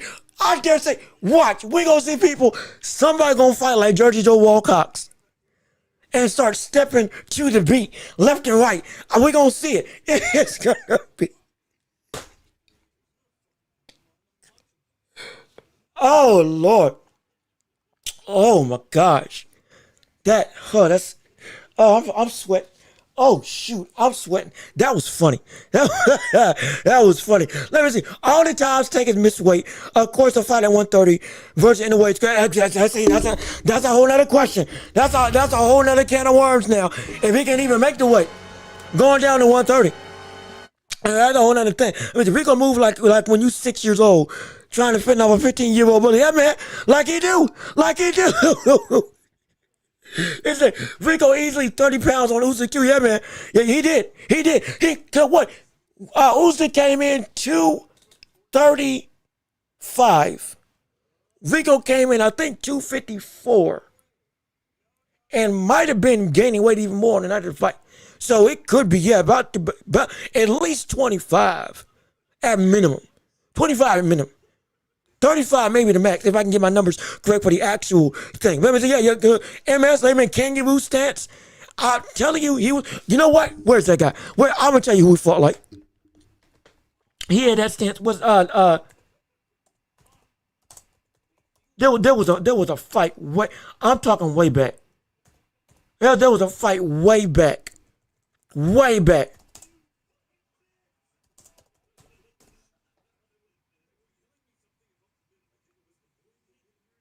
That's what Two-Tone Tony. That's what I'm thinking of. There was a boxer who his name was Tony Galento. Two-Tone Tony Galento fought against Joe Louis.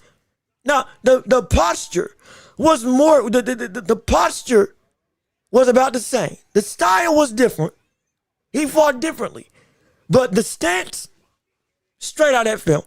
Look straight out. Go look at that fight. It looks straight out that fight. If you ever get a chance to see it. Let me see. Let me keep on reading you all's chats. So we keep it going. Let me see. Tay, good to see you. How you doing? We've been having a phenomenal day. I mean, just having laughs galore. We're talking about Usyk versus Rico. And again, it's still we're going over time. I don't care. It's worth it. Today it's worth it. It's absolutely worth it. We're going over time. We're still the championship rounds. We want to hear from you. Before I end this show, I am going to talk about the Knicks. I don't care what it does. I'm going to get it done. I'm talking about it because it's worth discussing. But we're going to try to cover everything that we can. We still want to hear your thoughts and opinions on everything involving the world of boxing and beyond. Okay, so Usyk was 233 and Rico was, 258. Okay, thank you for the clarification. I appreciate it. But let me see. So Tank versus Inoue is crazy, but Bam versus Inoue is perfectly okay. Gotcha. No, see, here's the difference. Bam is asking for that fight. That's the thing. Bam has moved up to 118. He is now one weight class down for 122. And he's getting ready to fight somebody in Vargas that was fighting at 126. If I have my records correct, go look it up for yourself. But I believe Vargas fought above 122 Vargas fought above 118 before this fight with Bam. And if Bam beats Vargas, he already said, I want to move up to 122. He's giving the green light to himself and his team. I can handle it. My body can handle it. And I'm ready. Tank has said, I don't want to fight at 135. And we lamented the fact that he brought somebody up below 135 to fight him, but won't move up to fight the likes of somebody other than Mario Barrios. When we said he could do it phenomenally. That's our issue. We're not trying to, it's not a double standard. The people are saying, I want to do that. I want to move up. I want to fight there. Keyshawn Davis said, I want to fight at 147. But before that, he had fought the likes of Ortiz at 140. But nobody had a problem with, but we want the likes of him to fight Devin Haney. We want him to fight Ryan Garcia. And we didn't even know he was going to be at 147 fully. But because of how he performed at that one weight class of 140 in the move up, guess what we were saying? We can now entertain these as feasible opportunities. That's what I'm saying. I'm not being hypocritical. I'm trying to keep it as even keel. And so, like, now that he's at 118, I want to see it. And we were saying if he does get to 118, mind you, the whole thing with this fight with Inoue and Bam, it was simply if they get close enough, we want to see that fight. They were always 2 weight classes apart or more. And they had business with their own respective fighters. Now, Inoue is staying down here, and Nakatani has now been beat. And Bam has moved up to 1 weight class under. So now it is feasible we can get that fight to happen. Because he's already said he wants to move up to make that fight in the first place. So now we can discuss it more fervently. That's what I'm saying. See, y'all thought I was playing. Hey, look. I may not know much, but I try to know my history. Though I had to look up the name because I couldn't remember the name. But yeah, Tony Two-Tone Galento. Rocked him, hurt him, and was as awkward as can be. Similar stance, different style in boxing, but similar stance. And he almost put Joe Louis out, or at least he caught him with some serious stuff. And Joe Louis is one that is in the conversation, one of the 10 greatest fighters we've ever seen, and one of the 5 greatest heavyweights we have ever. So, like, yeah, it's insane. It's insane. Inoue and Bam are closer in weight than Inoue and Tank. Yes, they are. Who already fought at 140 before. 1 weight class versus the 3 weight class difference. Yep, absolutely. Let me see. I get it, but also don't get the Inoue and Tank clamoring. Well, the reason for, well, let me answer that. Let me talk about this. Inoue beating a guy like Tank is Manny Pacquiao level. So there goes that debate. I mean, sure, that's no problem. Inoue beating Tank would, in most people's eyes, and would be deservedly so, be a Manny Pacquiao level opponent. Now, I think he's already fought Manny Pacquiao level opponents in terms of making a good resume in the likes of a Nakatani, and if he fights Bam, bam. But again, this type of fitting the bill, it would be in that category. No issue. We want that, and that's why we would love to see it, but only if it's actually possible. You have to understand, Manny Pacquiao versus Margarito, or Manny Pacquiao versus Miguel Cotto, or Diego Corrales, from where Manny Pacquiao started, was ludicrous. Pacquiao versus De La Hoya, everybody thought the train stops here, because Pacquiao was too small, not strong enough, and he's just not good enough to beat De La Hoya. That was an upset. Y'all forget. That was an upset. Pacquiao was not supposed to win that fight. And, like, to actually get that done was preposterous from where Pacquiao was coming from. And I forget how many weight classes Pacquiao jumped to make that fight. Again, it would be that ludicrous of a sentiment. I know no issue there. I'm just saying that type of preposterous nature is what we're talking about with Inoue. Now, if it happens, great. I would love to see him take the chance because I think he's great enough to do it. But we also understand that we're also within reason we get what the landscape of the sport is. And there are weight classes. We've said it before. There are weight classes for a reason. That's why Crawford versus Canelo was ludicrous. Because Crawford should not have been able to win that fight because that was way too big of a jump. But to do it and win, yeah, it'd be incredible. But if he never fought Canelo, would we ever hold it against him? No. No. Why would we? Because we didn't think that would actually happen in the first place. That's why. Let me see. I think anyway, moving up to a weight class and fighting whoever is the guy to beat is Manny Pacquiao. And the mentality is why this is even a conversation. Because I even compared this after he beat Stephen Fulton. I said this man has the ability to do the same thing Pacquiao can do if his body can handle it and be an 8-division world champion. Go back and look at it. I said it. Go back and look. It's the channel that helped me blow up in this ethos of a community. It's like we had what 10,000 not as a live, as a straight up video. He had like 10,000 views. Insane. I love it. I appreciate it. Something along those lines. However, I had said that because not just of the capacity of talent, but the transcendent makeup of near perfection. I was saying, yeah, man, this buddy, he can beat most in and outside his vicinity if his body can handle it. And if he does choose to actually go for it, my gosh, and achieves it, he's got the capacity. He's the only buddy I can see and believe that if he went to welterweight and his body could take it, he would go and be able to win. But it would be a lofty goal. But he had that type of capacity. If his body can't take it, I get it. Because Manny Pacquiao, his body shouldn't have been able to take it, but he could. He's a freak of nature.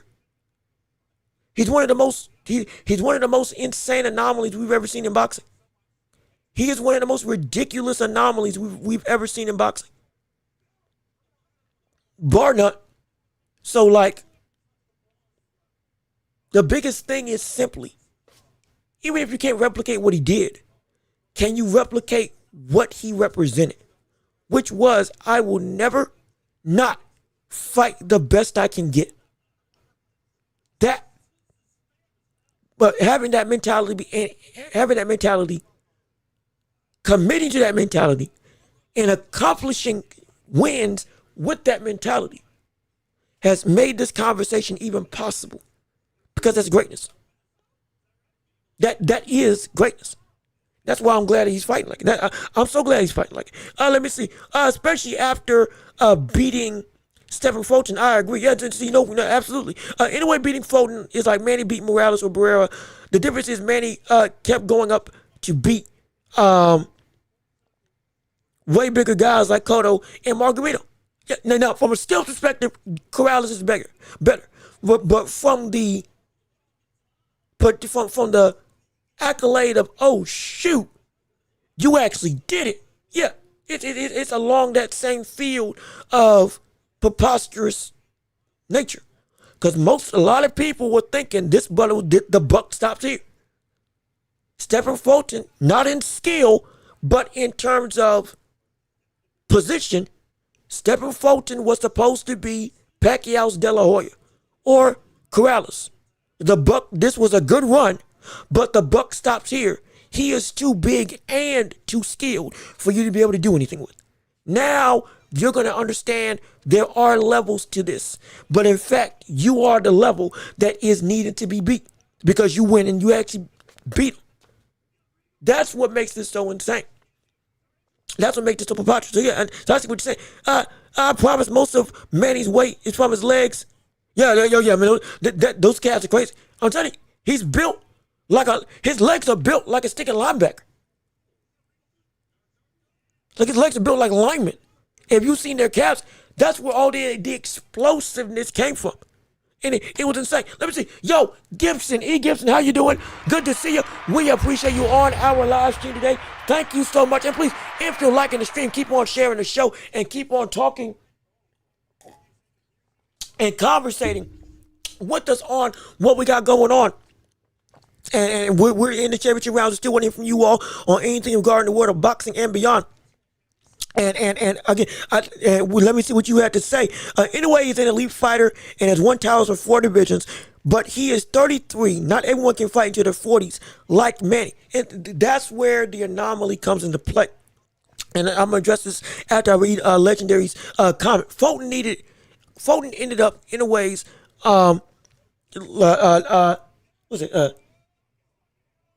Lidwaba, or however that fighter's name was spelled.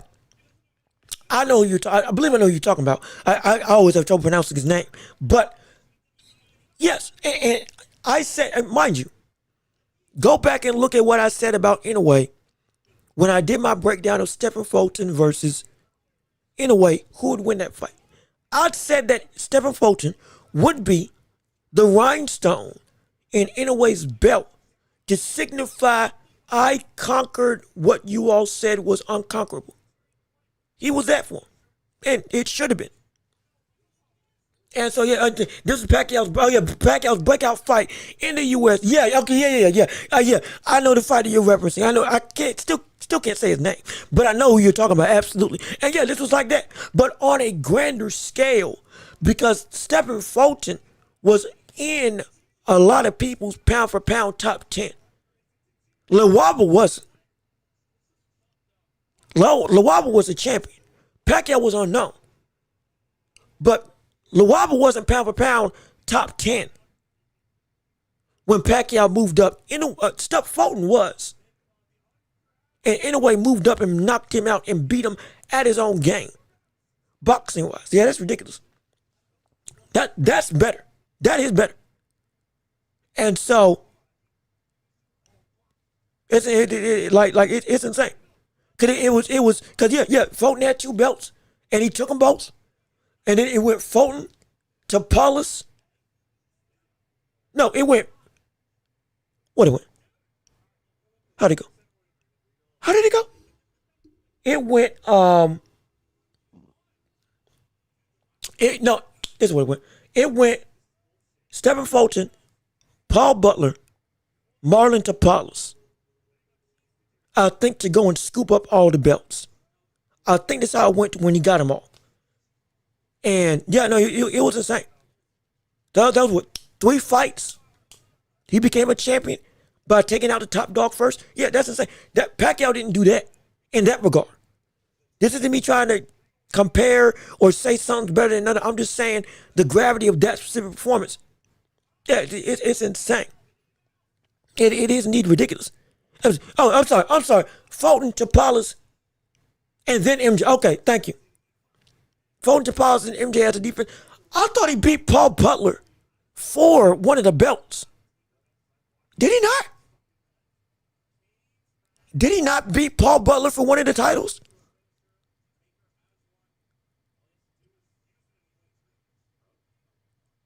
Am I tripping?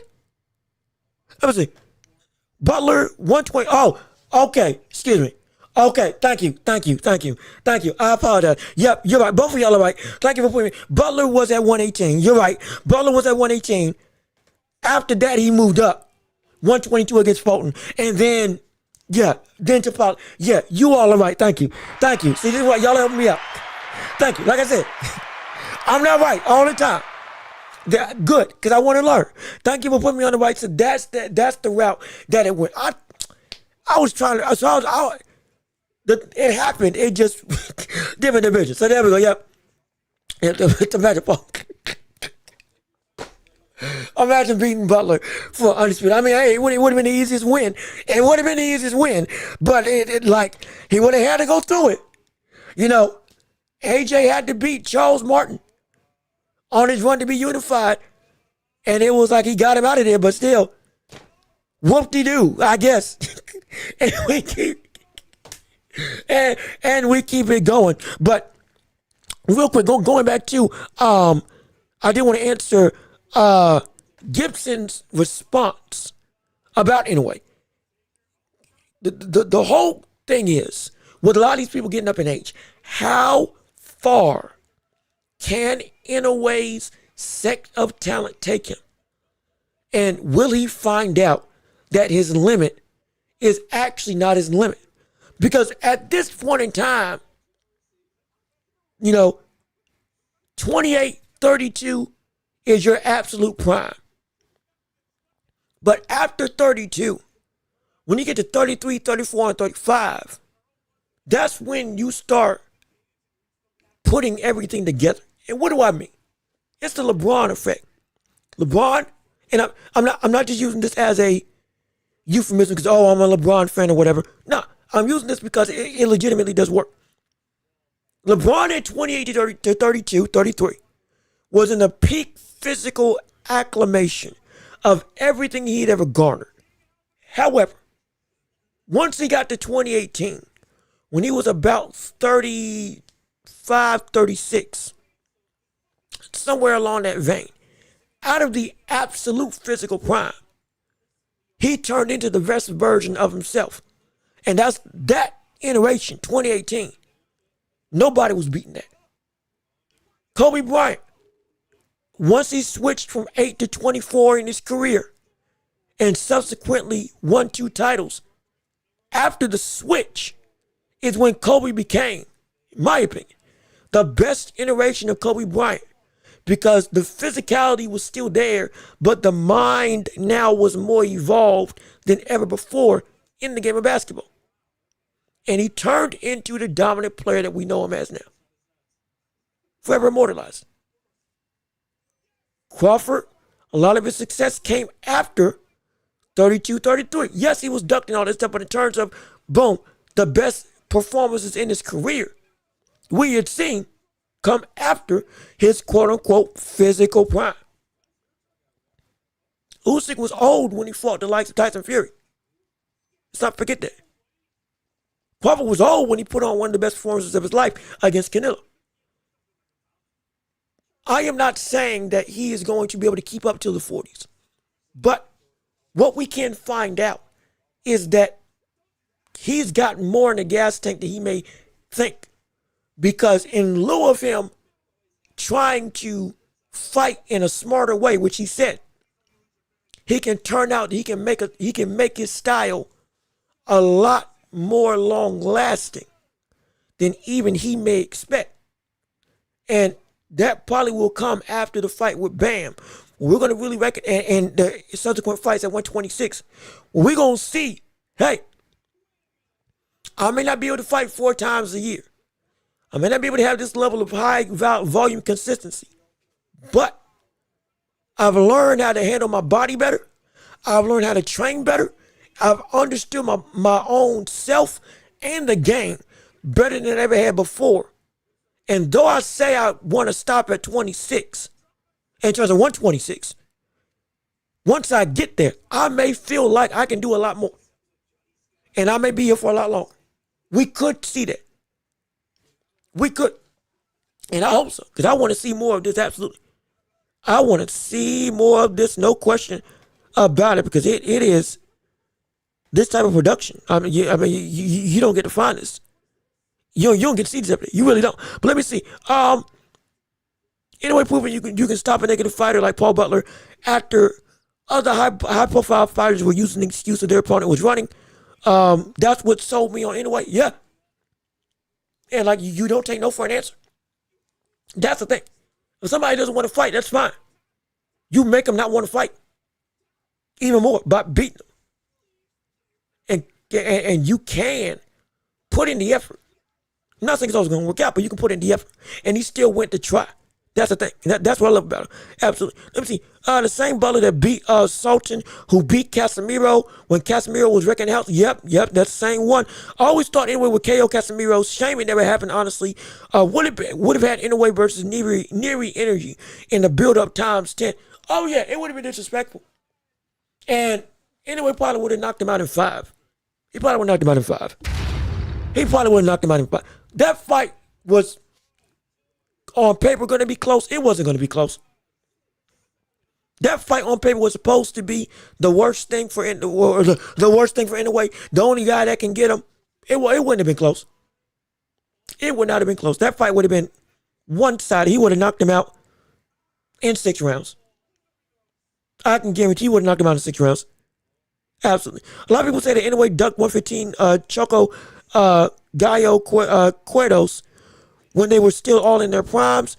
Let me see. None of the top 115 guys wanted to fight Inoue, so Inoue said, I'll move up and forget y'all. I think that's really what happened. He didn't duck people. He was running and wrecking the house, and people didn't want that smoke. And so, he had to move on. Similar thing to what we saw with Benavidez, to some degree. And so, like, nah, I agree with that. I do agree with that. Let me see. Espinosa versus Inoue at 126. We want to see it. Will we see it is the question. Will we see it is the concern. That's what scares me. Will we see it? Because there's a real opportunity that we can see the likes of Espinosa. How long will he stay at 126? Though we can say we want him to stay. Be clear. We want him to stay. We want him to be there. We want him to have his foot in the door and hold the doors to see what can transpire for the world of boxing and the landscape of the divisions in 126. Be the top dog. Reign and rule if you so choose. But he could move up. He could. Especially if, let's say, hypothetically unifies. And all of a sudden, O'Shaquie Foster versus Stephen Fulton, they have a fight. And O'Shaquie Foster versus Ford, they fight. Foster has a phenomenal win. His stock goes up. Espinosa's like, you know what? Everybody else is waiting around for Inoue. People don't want to fight me. Shushu Karen doesn't want to fight me, hypothetically. Might have to take my talents up north. But I hope he stays down there because I want to see that. I do want to see that fight. Absolutely. No one's in a fan club. Some of us are aware that receipts are readily available on.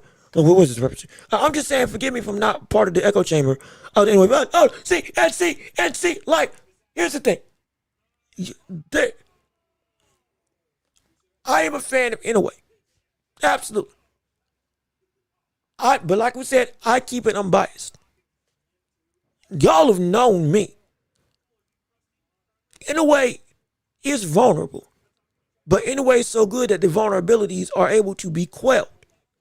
That does not mean he can't get beat. Everything I'm saying about him moving up is simply, I think he's good enough to do it. Just like Tank can move up to 140. If he so chose to do it. Inoue has already said, my limit physically is 126. But if he gets up there and sees I can actually fight a lot longer with a lot more in the tank and my body's feeling better once he gets to 126, we could see him fight and actually push the envelope to try to get to 130 hypothetically or make runs at a Pacquiao-like persona because he is a historian. He loves to watch Mexican. He grew up watching Mexican fighters, and in that process, he saw Pacquiao beating up Mexican fighters and everybody else under the sun. Moving up in weight. I guarantee you, he wants to take that same approach if it's possible. We're just saying and prepping people for if they don't think it's a likely scenario. Well, why it wouldn't be likely is completely understandable. What could make it likely is certain performances that show in a way I am able to be more competitive than I thought. And my body is better equipped to handle this type of weight than what I imagined. That's what I'm waiting on. If we all of a sudden get to a point that we hear people say, oh my gosh, I can't believe Inoue is at 130 or moving up or says he wants to fight at a higher weight class again. Simply because of that. That's all I'm saying. Just prepping for what can happen. But again, if you want to call it a fan club, so be it. Be skeptical. Be clear. You can be skeptical. You can be concerned. I'm all for it. And you got the right to. I just know for a fact, for me, what I've seen, I believe. I do believe. I wholeheartedly believe. I absolutely believe this brother can win. I know he can do it if he did choose to. Let me see. It's been documented the NWA team offered fights, but he wasn't big enough of a star at that point. So he was too big of a risk, not as much of a reward, and boom, people didn't want it to happen.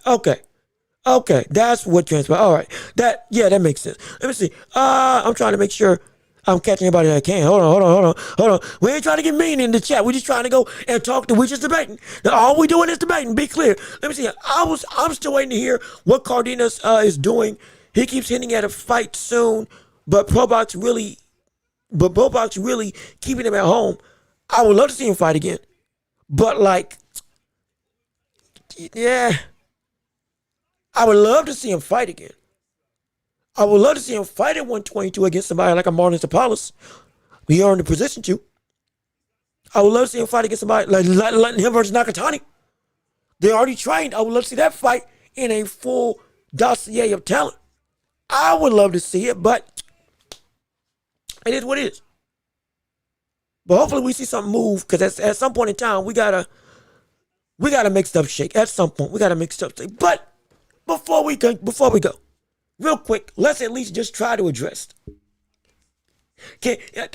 I know people may not want to discuss it as much, but can I please at least try to address the other thing we didn't get to do on our show, which was in the title, and talk about the potential fight with Tank and Schofield actually taking place. Because this is actually significant. This isn't just random news. It's actually like an actual happening.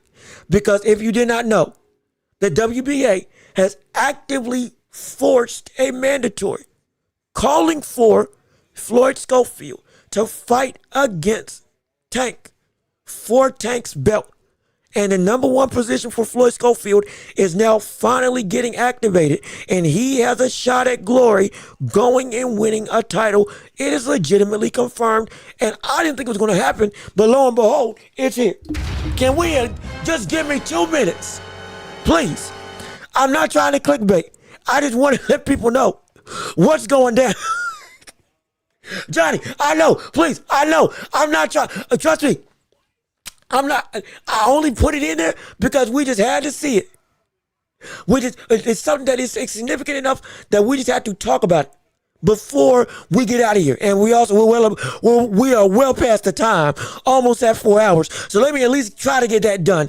And just give me 5 minutes. Just give me 5. That's all. Just give me 5, because I put it in a thing. I don't want to do clickbait. So let's rip the Band-Aid off. Let's get it done. And let's talk about what's going down. So if you didn't know, real quick, it's happening. Schofield, Tank, they fight against each other. WBA title is on the line. Hey, it's confirmed. Great. Whoop-de-doo. We've been waiting to see what can happen. Now, it's not Usyk Cruz. And Schofield hinted at it earlier. We probably going to get a fight for a title. And now it's been confirmed. It's a mandatory that has to be done. Now, they got 100 so days to come together and make stuff happen. If it doesn't come down that there's a fight, Tank's belt gets stripped away. I believe it gets stripped away. And that would be great. Because if it gets stripped away, the division won't be held hostage. That's what I am excited about. The fight itself, Tank should win this. He should. Though he's more vulnerable, he should win this. But the bigger issue is the division at 135, Abdullah Mason outlying, Raymond Murataya outlying, has kind of, I don't want to say stifled, but it has the peak of momentum with the amount of names among the conversation of talent. However, because Tank has had one of the belts and went away, we haven't got to see the unifications, the multiple, okay, boom, we got matchups galore. Because some people waiting on Tank and some people are looking past this division as a whole. But now with Tank back in the picture and the belts back in the picture, we have, the focus is back on the division itself. And with Shakur wanting to come back down, we're heating up now. This is good. This is very good. And Schofield has a better chance than people may expect to have a shot at upsetting Tank but Tank is still going to win almost assuredly. Almost assuredly. Almost assuredly, Tank is going to most likely win. But even still, this fight is something that if it doesn't get agreed to, we can finally get the start of Tank versus Schofield, Tank versus Mason, and ultimately Tank versus Murataya or Shakur if Shakur moves back down to 135 because he still says he wants to get the belts down at this division. So we'll see what happens with that being the case. But I'm just telling you the news. It's going down. Schofield and Tank. Mandatory's been activated. Let me see. Tank versus Schofield looks like a good fight and will be exciting. But I don't know about Schofield. He is suspect. He's explosive, though, and young. But he doesn't really have the will to push through in jeopardy. Now, let's be real. He hasn't really had to be in jeopardy because he's knocked most people out. Most people he's knocked out. The Tevin Farmer fight was supposed to be the coming out party of, oh shoot, one of the biggest hearts in the division just got put out in around by Schofield, who we all doubted as, is this brother really built like that? And now he is back at the top of the mountain with him being in a position to where you lost out on fights with Shakur when you were going to fight him. You lost out on fights on Ring Magazine cards where you could have been an even bigger star. Are you actually going to get the job done and be in a position to hold fast and hold true? I would say yes. At least to stay healthy. Now, the other part of this equation I did want to say, there is something that gives me some bad feelings about this fight with Schofield and specifically his dad. But I'm going to show you why after I read this text.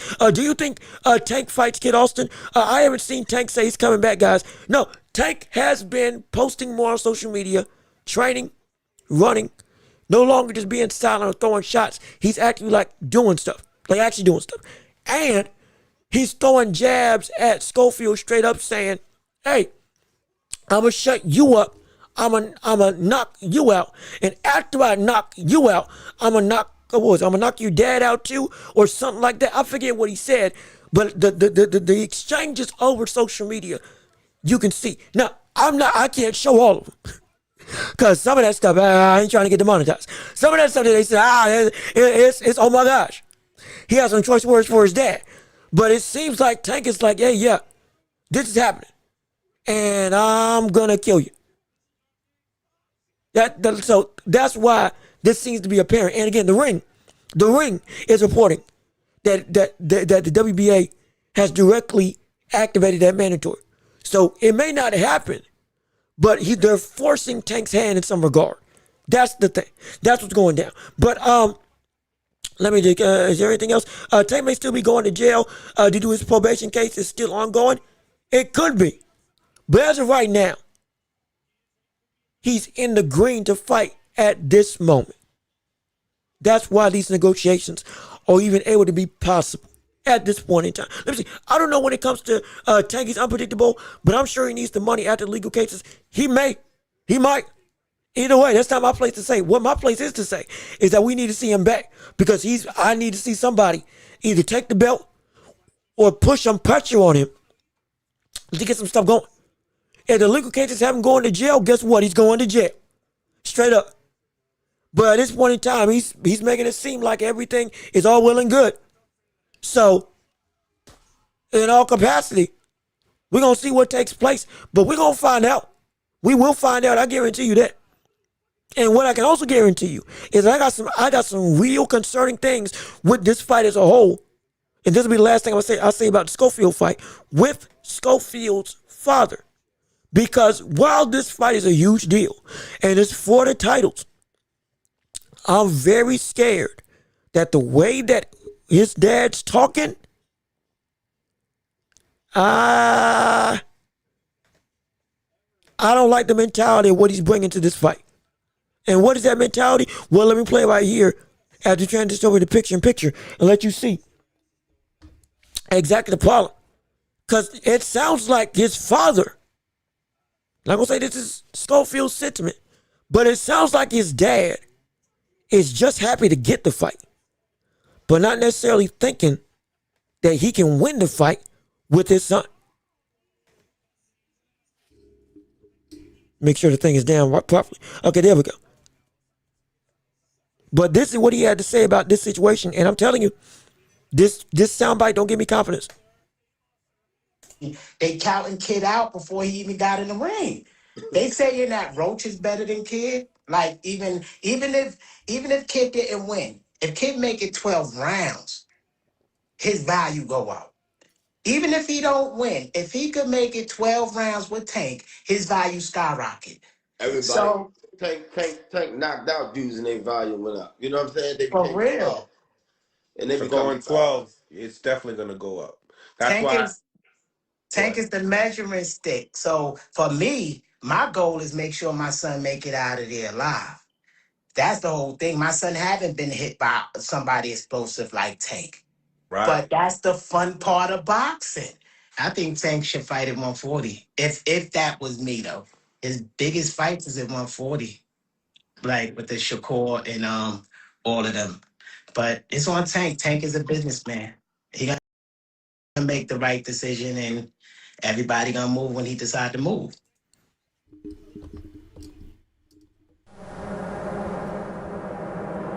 We got a problem. We got a problem. Hey, we got a problem, y'all. We have a problem. That is bad. That is horrible. That is terrible. Everybody listen up. This is terrible. That is the worst thing I could have ever heard from somebody that has been looking for this fight. There's a lot to break down with that. Number one, Tank, your biggest fight is with Shakur at 140. Instead of hyping up the fight with you as this is the fight that you should have been made a long time ago, we've been the ops that you should have had, and we're going to show you why we should be in your position. We are the biggest fight you got because we're the biggest fight that you can get right now because we are the hype. We are the energy. You should have been saying that, number one. Number two, you just hope you can get your son out there alive by the end of the fight. Your son has never been hit by the likes of Tank before, and you're using that as your reasoning for, well, we just hope we just have a great old time in this situation. You say that, and now are the catalyst of it all. The absolute worst thing. If we can just make it 12, that's a win for Floyd Schofield. People are already counting Tank out. Or people are already counting Schofield out. People are saying Schofield is going to get knocked out. If he just goes 12, that's a win for Schofield. Again, that's not me saying it. That's his own dad saying it. Stuff like this makes me thank the Lord above for the likes of Bill Haney. And I never thought I'd say that in my life. I never thought I'd say that in my life. Thank the Lord for people like Bill Haney. You can call them belligerent. You can call them disrespectful. You can call them annoying. You can call them overhyped. You can call them overpaid. You can call them whatever the word you want under the sun. What you can't say is, brother, they don't believe in who they are backing.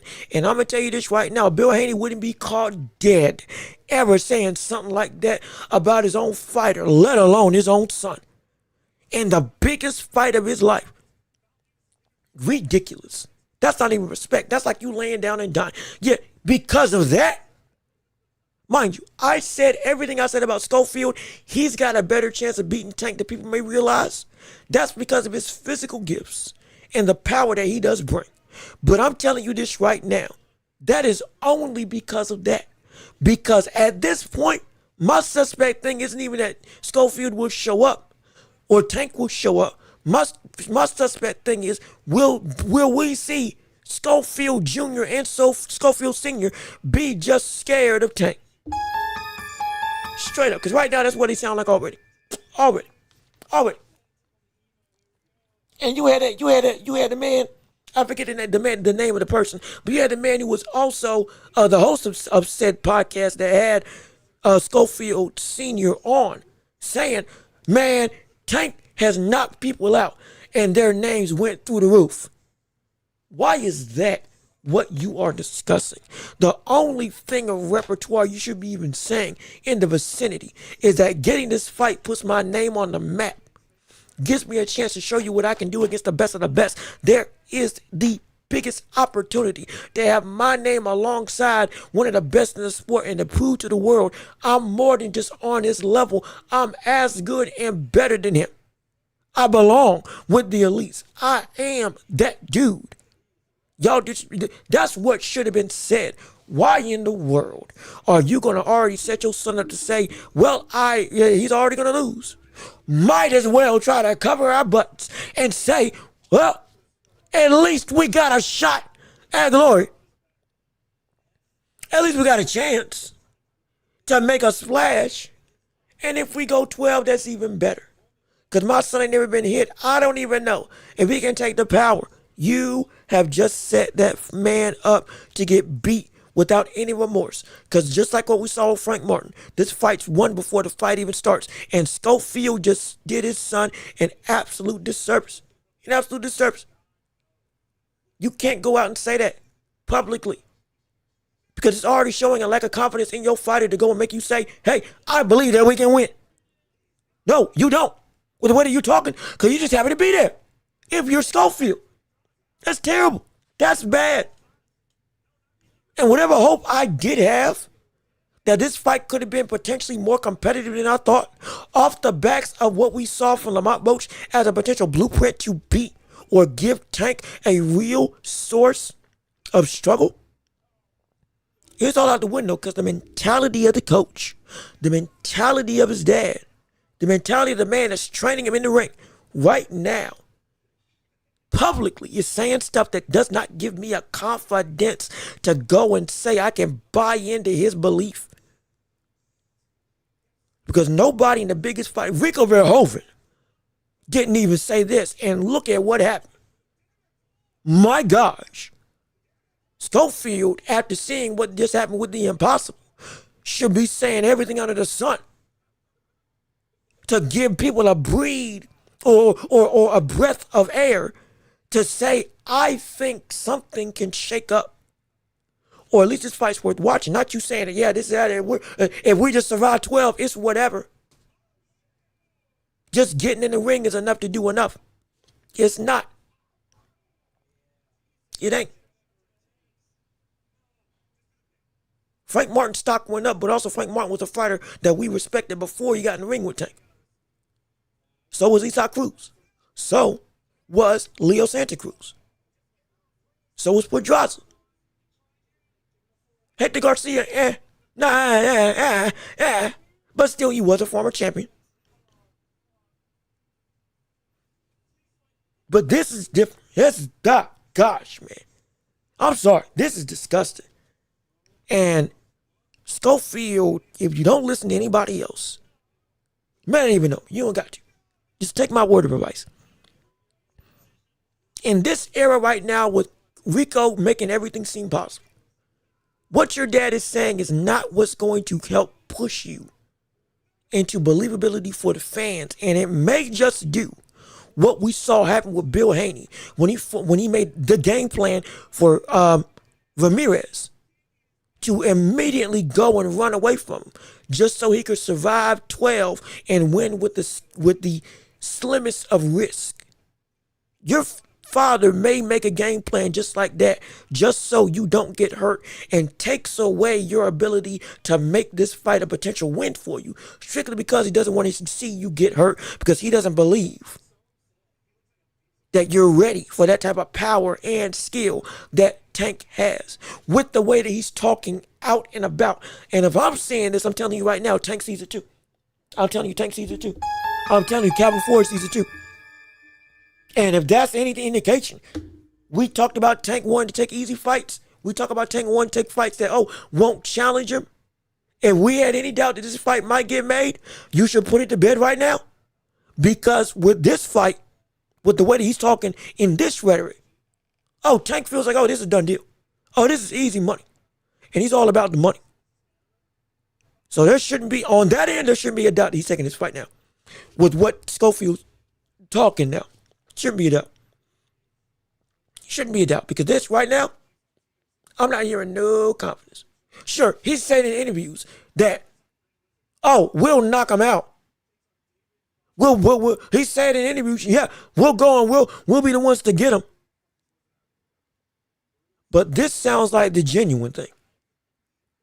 That sounds like the hype, but you said the quiet part out loud that you might believe in yourself. That's a problem. That's a problem, man. It's concerning. It's concerning. Let me see. What's it? Is it South Ariel? How you doing? Good to see you. We appreciate you on the show. We love you, and we appreciate you on our live stream today. Well, who am I? Well, I'm John Luke Watching. You're listening to the Worship with the hottest show in all of the globe right here on YouTube and on every podcasting platform imaginable. Hey, we do this every Tuesday, Thursday, and Friday talking about the boxing world and beyond. We're going a little bit over time, but even still, we enjoy it. We love it. And we want to hear your thoughts and opinions. And we want to hear your discussions in the chat to see what you have to say on anything that we discuss in the show. We are getting ready to end the show, just so you know, because we well over time. We about to hit the 4 hour mark in about 30 seconds, which is insane to think about. But regardless of which, we love you all, and we're glad that we're doing this on our docket today of conversation. But let me see. I've never seen a kid fight on the back foot. That would be a crazy sight. Well, that's what might happen. That's what might happen. It's crazy to think about, but that's what may happen because of the pressure and danger that Tank would ensue. Would also, with what we're hearing from the likes of Schofield, make it so that Schofield's dad may feel Tank is too dangerous and have him fight on the back foot.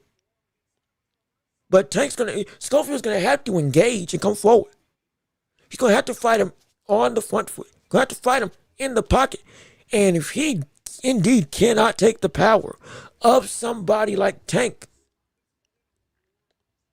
the fears that Schofield is already saying out loud, how they could come to pass. And they could come to light. And then this brother could be put in a bad state. And if he gets pushed back on the back foot, there's probably a good reason why you haven't seen him fight like that. Because he's been hurt. That's the only way he's fought on the back foot. Because he got hurt. He's only fought on the back foot because he got hurt. Somebody rocked him. Somebody caught him. Somebody dazed him and had him going to the ropes. That's it. So you don't want to see Schofield on the back foot. One, he can't fight great on the back foot. And two, if he is on the back foot, he's in trouble. It's a code red. It's a code. Hey, we got some problems. We got some delivery.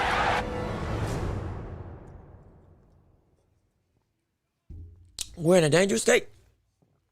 We're in a dangerous time right now. If you see that take place, so be mindful. Be very afraid. Be very afraid if you see that happen. But either way, we'll see how those talks transpire and how these conversations go as time goes on later on in the month. I think they got 3 months or 2 months to go and make a fight happen. So we're going to see how it goes. But regardless of which, before we leave, here'll be the last thing. This will be it, and we're going to wrap the show up and send it home. Because I do want to take some time. I do want to take some time to go and say what I've been wanting to say for the longest. And for the first time in my life, I can say I lived to see the Knicks get to the NBA Finals. Oh, my gosh. Oh, shoot. Oh, I'm sorry. Look, this is me. This is for me. I know we're done with the show. This is for me. This is for my own enjoying, my own consumption of excitement. Give me 2 minutes because I got to get excited and make some noise. Because for the first time in my basketball life, I get to see the Knicks actually get to the NBA Finals. Ladies and gentlemen, it's insane. It's insane. It's insane, son. I am losing my mind. For the first time since '99, the New York Knicks have punched their ticket to a shot at glory as they are going to the NBA Finals this year. They swept the Cavs. They beat every other team by about one game. I think they almost had a bunch of sweeps going into this series. They beat Atlanta. I forget who they beat going into before this. Who they beat going into this before they faced the Cavs? The name of the team eludes me. But either way, they mopped the floor with an abundance of talent, and we get to see an historic rise in power. I want you to understand, I was so sure I'd never live to see the day to see this. I am not even a Knicks fan, but I've always said this. You can go back and watch it when I was covering the NBA and everything else on this show as we were trying to figure out what the identity of this show was. I've said this for multiple years. When the Knicks are good, when the Knicks are great, the NBA is great. But when the Knicks are on the road to a title, and when they're I'm sorry, that's the wrong phrase.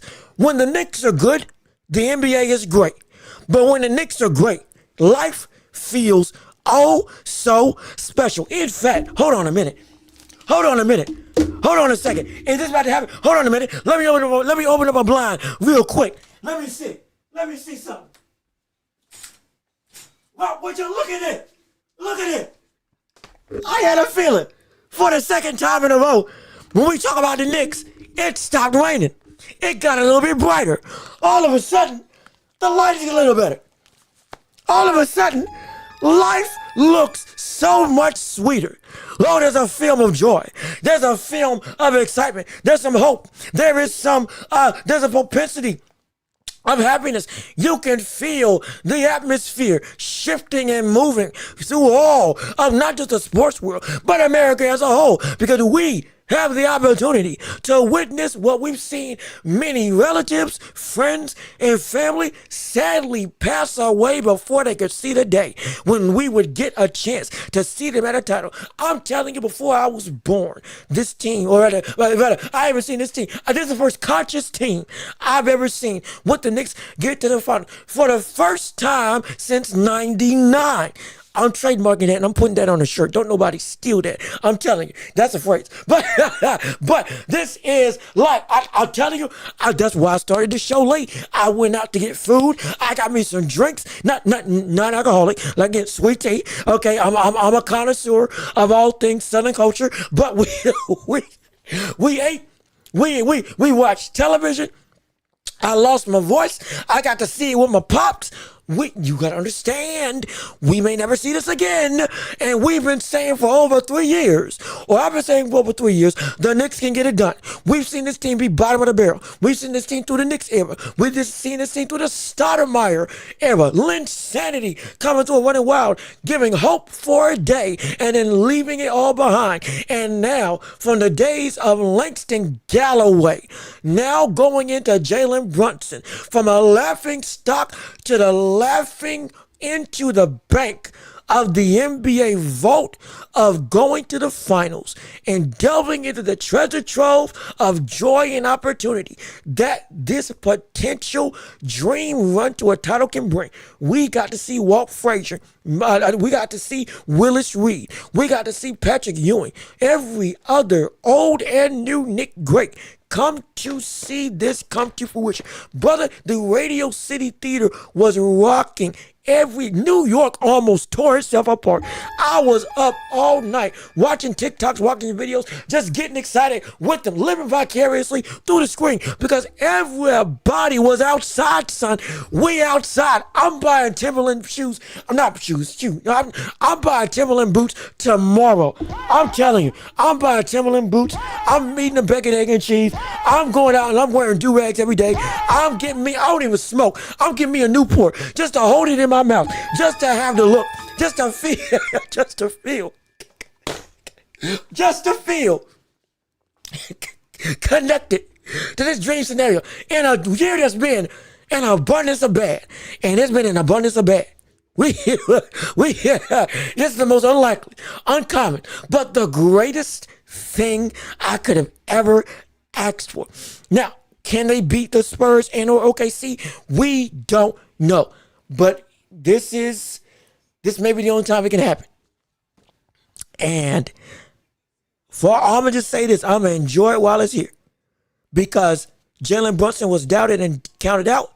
We had everybody saying, not only was he too small, not only could he not lead a team in the modern day of basketball, but we could also didn't get to witness this brother with them coming out from Villanova, not being able to galvanize this team. That was the claim. And look at what happened. Oh, Stephen A., eat your words, because you were one of the first people to say he's not that guy. Yeah, we remember. Yeah, it was you. It was you. It was you. So-called New York New York Nick super fan. Your butt said he wasn't going to be the guy to take your team to the finals. And now you're saying go New York, go New York, go. Orange and blue skies. For us. Well, not for us. For them. Let me rephrase that. I can't claim to be a Knicks fan. I'm just along for the ride. But, my gosh. I'm telling you, boy, when the finals come around, I'm going to be losing my voice every game. Every game. It's so great. I'm telling you, man. Never thought I'd live to see today. For the first time since 99, the Knicks are going to the finals. It's the greatest thing in the world. But let me come over. We're about to get out of here either way. But we got to go and end this show. We are 4 hours old. We are 2 hours well over our normal time. Knicks dominated the East, but the West is different. Like I said, we're going to find out. We're going to find out. And what might be surprising, OKC might be the best team that the Knicks can beat if they played against them, because of the struggles that we've seen SGA have in the finals. That's the thing. And with the way these Knicks are playing right now, I'm not saying it's likely, but it's possible. It's possible that with recovering with time and with the battered, bruised, and intense state that we've had to see the likes of OKC go and face with this Wemby-led Spurs squad, you better believe, they can get worn down. And playing against this physical Knicks squad with what we've seen from an elevated player in Jalen Brunson, putting up 35, 48, 42, 36, 52, all this playoffs, ridiculous. Like, they got a shot. They might not be able to win. They got a shot more than anybody can imagine. I'm telling you. But let me keep on reading. Last couple chats, and then we're gonna go out of here. Also, Bird, how you doing? I was trying to react to the chats before I went and kept on going. But Bird, how you doing? Good to see you deleted your chat, but I think I read it before you went, and you said Usyk got beat up. I think that's what you said. I think you said Usyk got beat up. But yeah, he did get beat up. You're not gonna right. And we covered that at the start of this show, no question about it. But let me see. How do you see Talon versus Usyk going in the future? And Ahmed Rhoda, we thank you for tuning in, and we're happy to see you come through on our stream. And you two will be the last two chats I'll be reacting to before we go and end this show off and we get out of here, so I can get some rest, let y'all enjoy the rest of your afternoon, and let me get ready to see OKC versus the Spurs. Oh boy, that's been the best series of the year this year. But I digress. Usyk got beat by Rico. Or rather, he should have gotten beat by Rico if not for that knockout. And the knockout was earned, but it shouldn't have happened. We said that in terms of it should have been, you let Rico go out on the shield. Because he earned the right to potentially, at the end of the round, after the bell rang, he should have been able to go through and continue. But didn't happen. He found a way, but still, bad. In terms of the stoppage. The ref, horrible. In that specific vein. Talon versus Usyk, and we covered this a little bit at the start of our show today. We'll address it more tomorrow because we do have to end the show. But I'm going to say this. Talon versus Usyk in the future, with what we saw after Rico, I'm not going to say that this is absolutely what Usyk is now. But I can say that this may be a sign of struggle or of a decline, potentially, that we have with Usyk for the first significant point in his career. And a Talma against him now looks a whole lot more viable than what we expected before. It looks a whole lot more viable. This may have been just a one-off with Usyk. Completely understandable. Does not change the fact that there's the landscape of our conversation with Usyk. And not only is he out of pound for pound number one, he's number 3. And you can go back and look at the middle of the show. We have pound for pound rankings. Anyway at 1, Bam at 2, Usyk at 3 because of his performance, even though it was a win.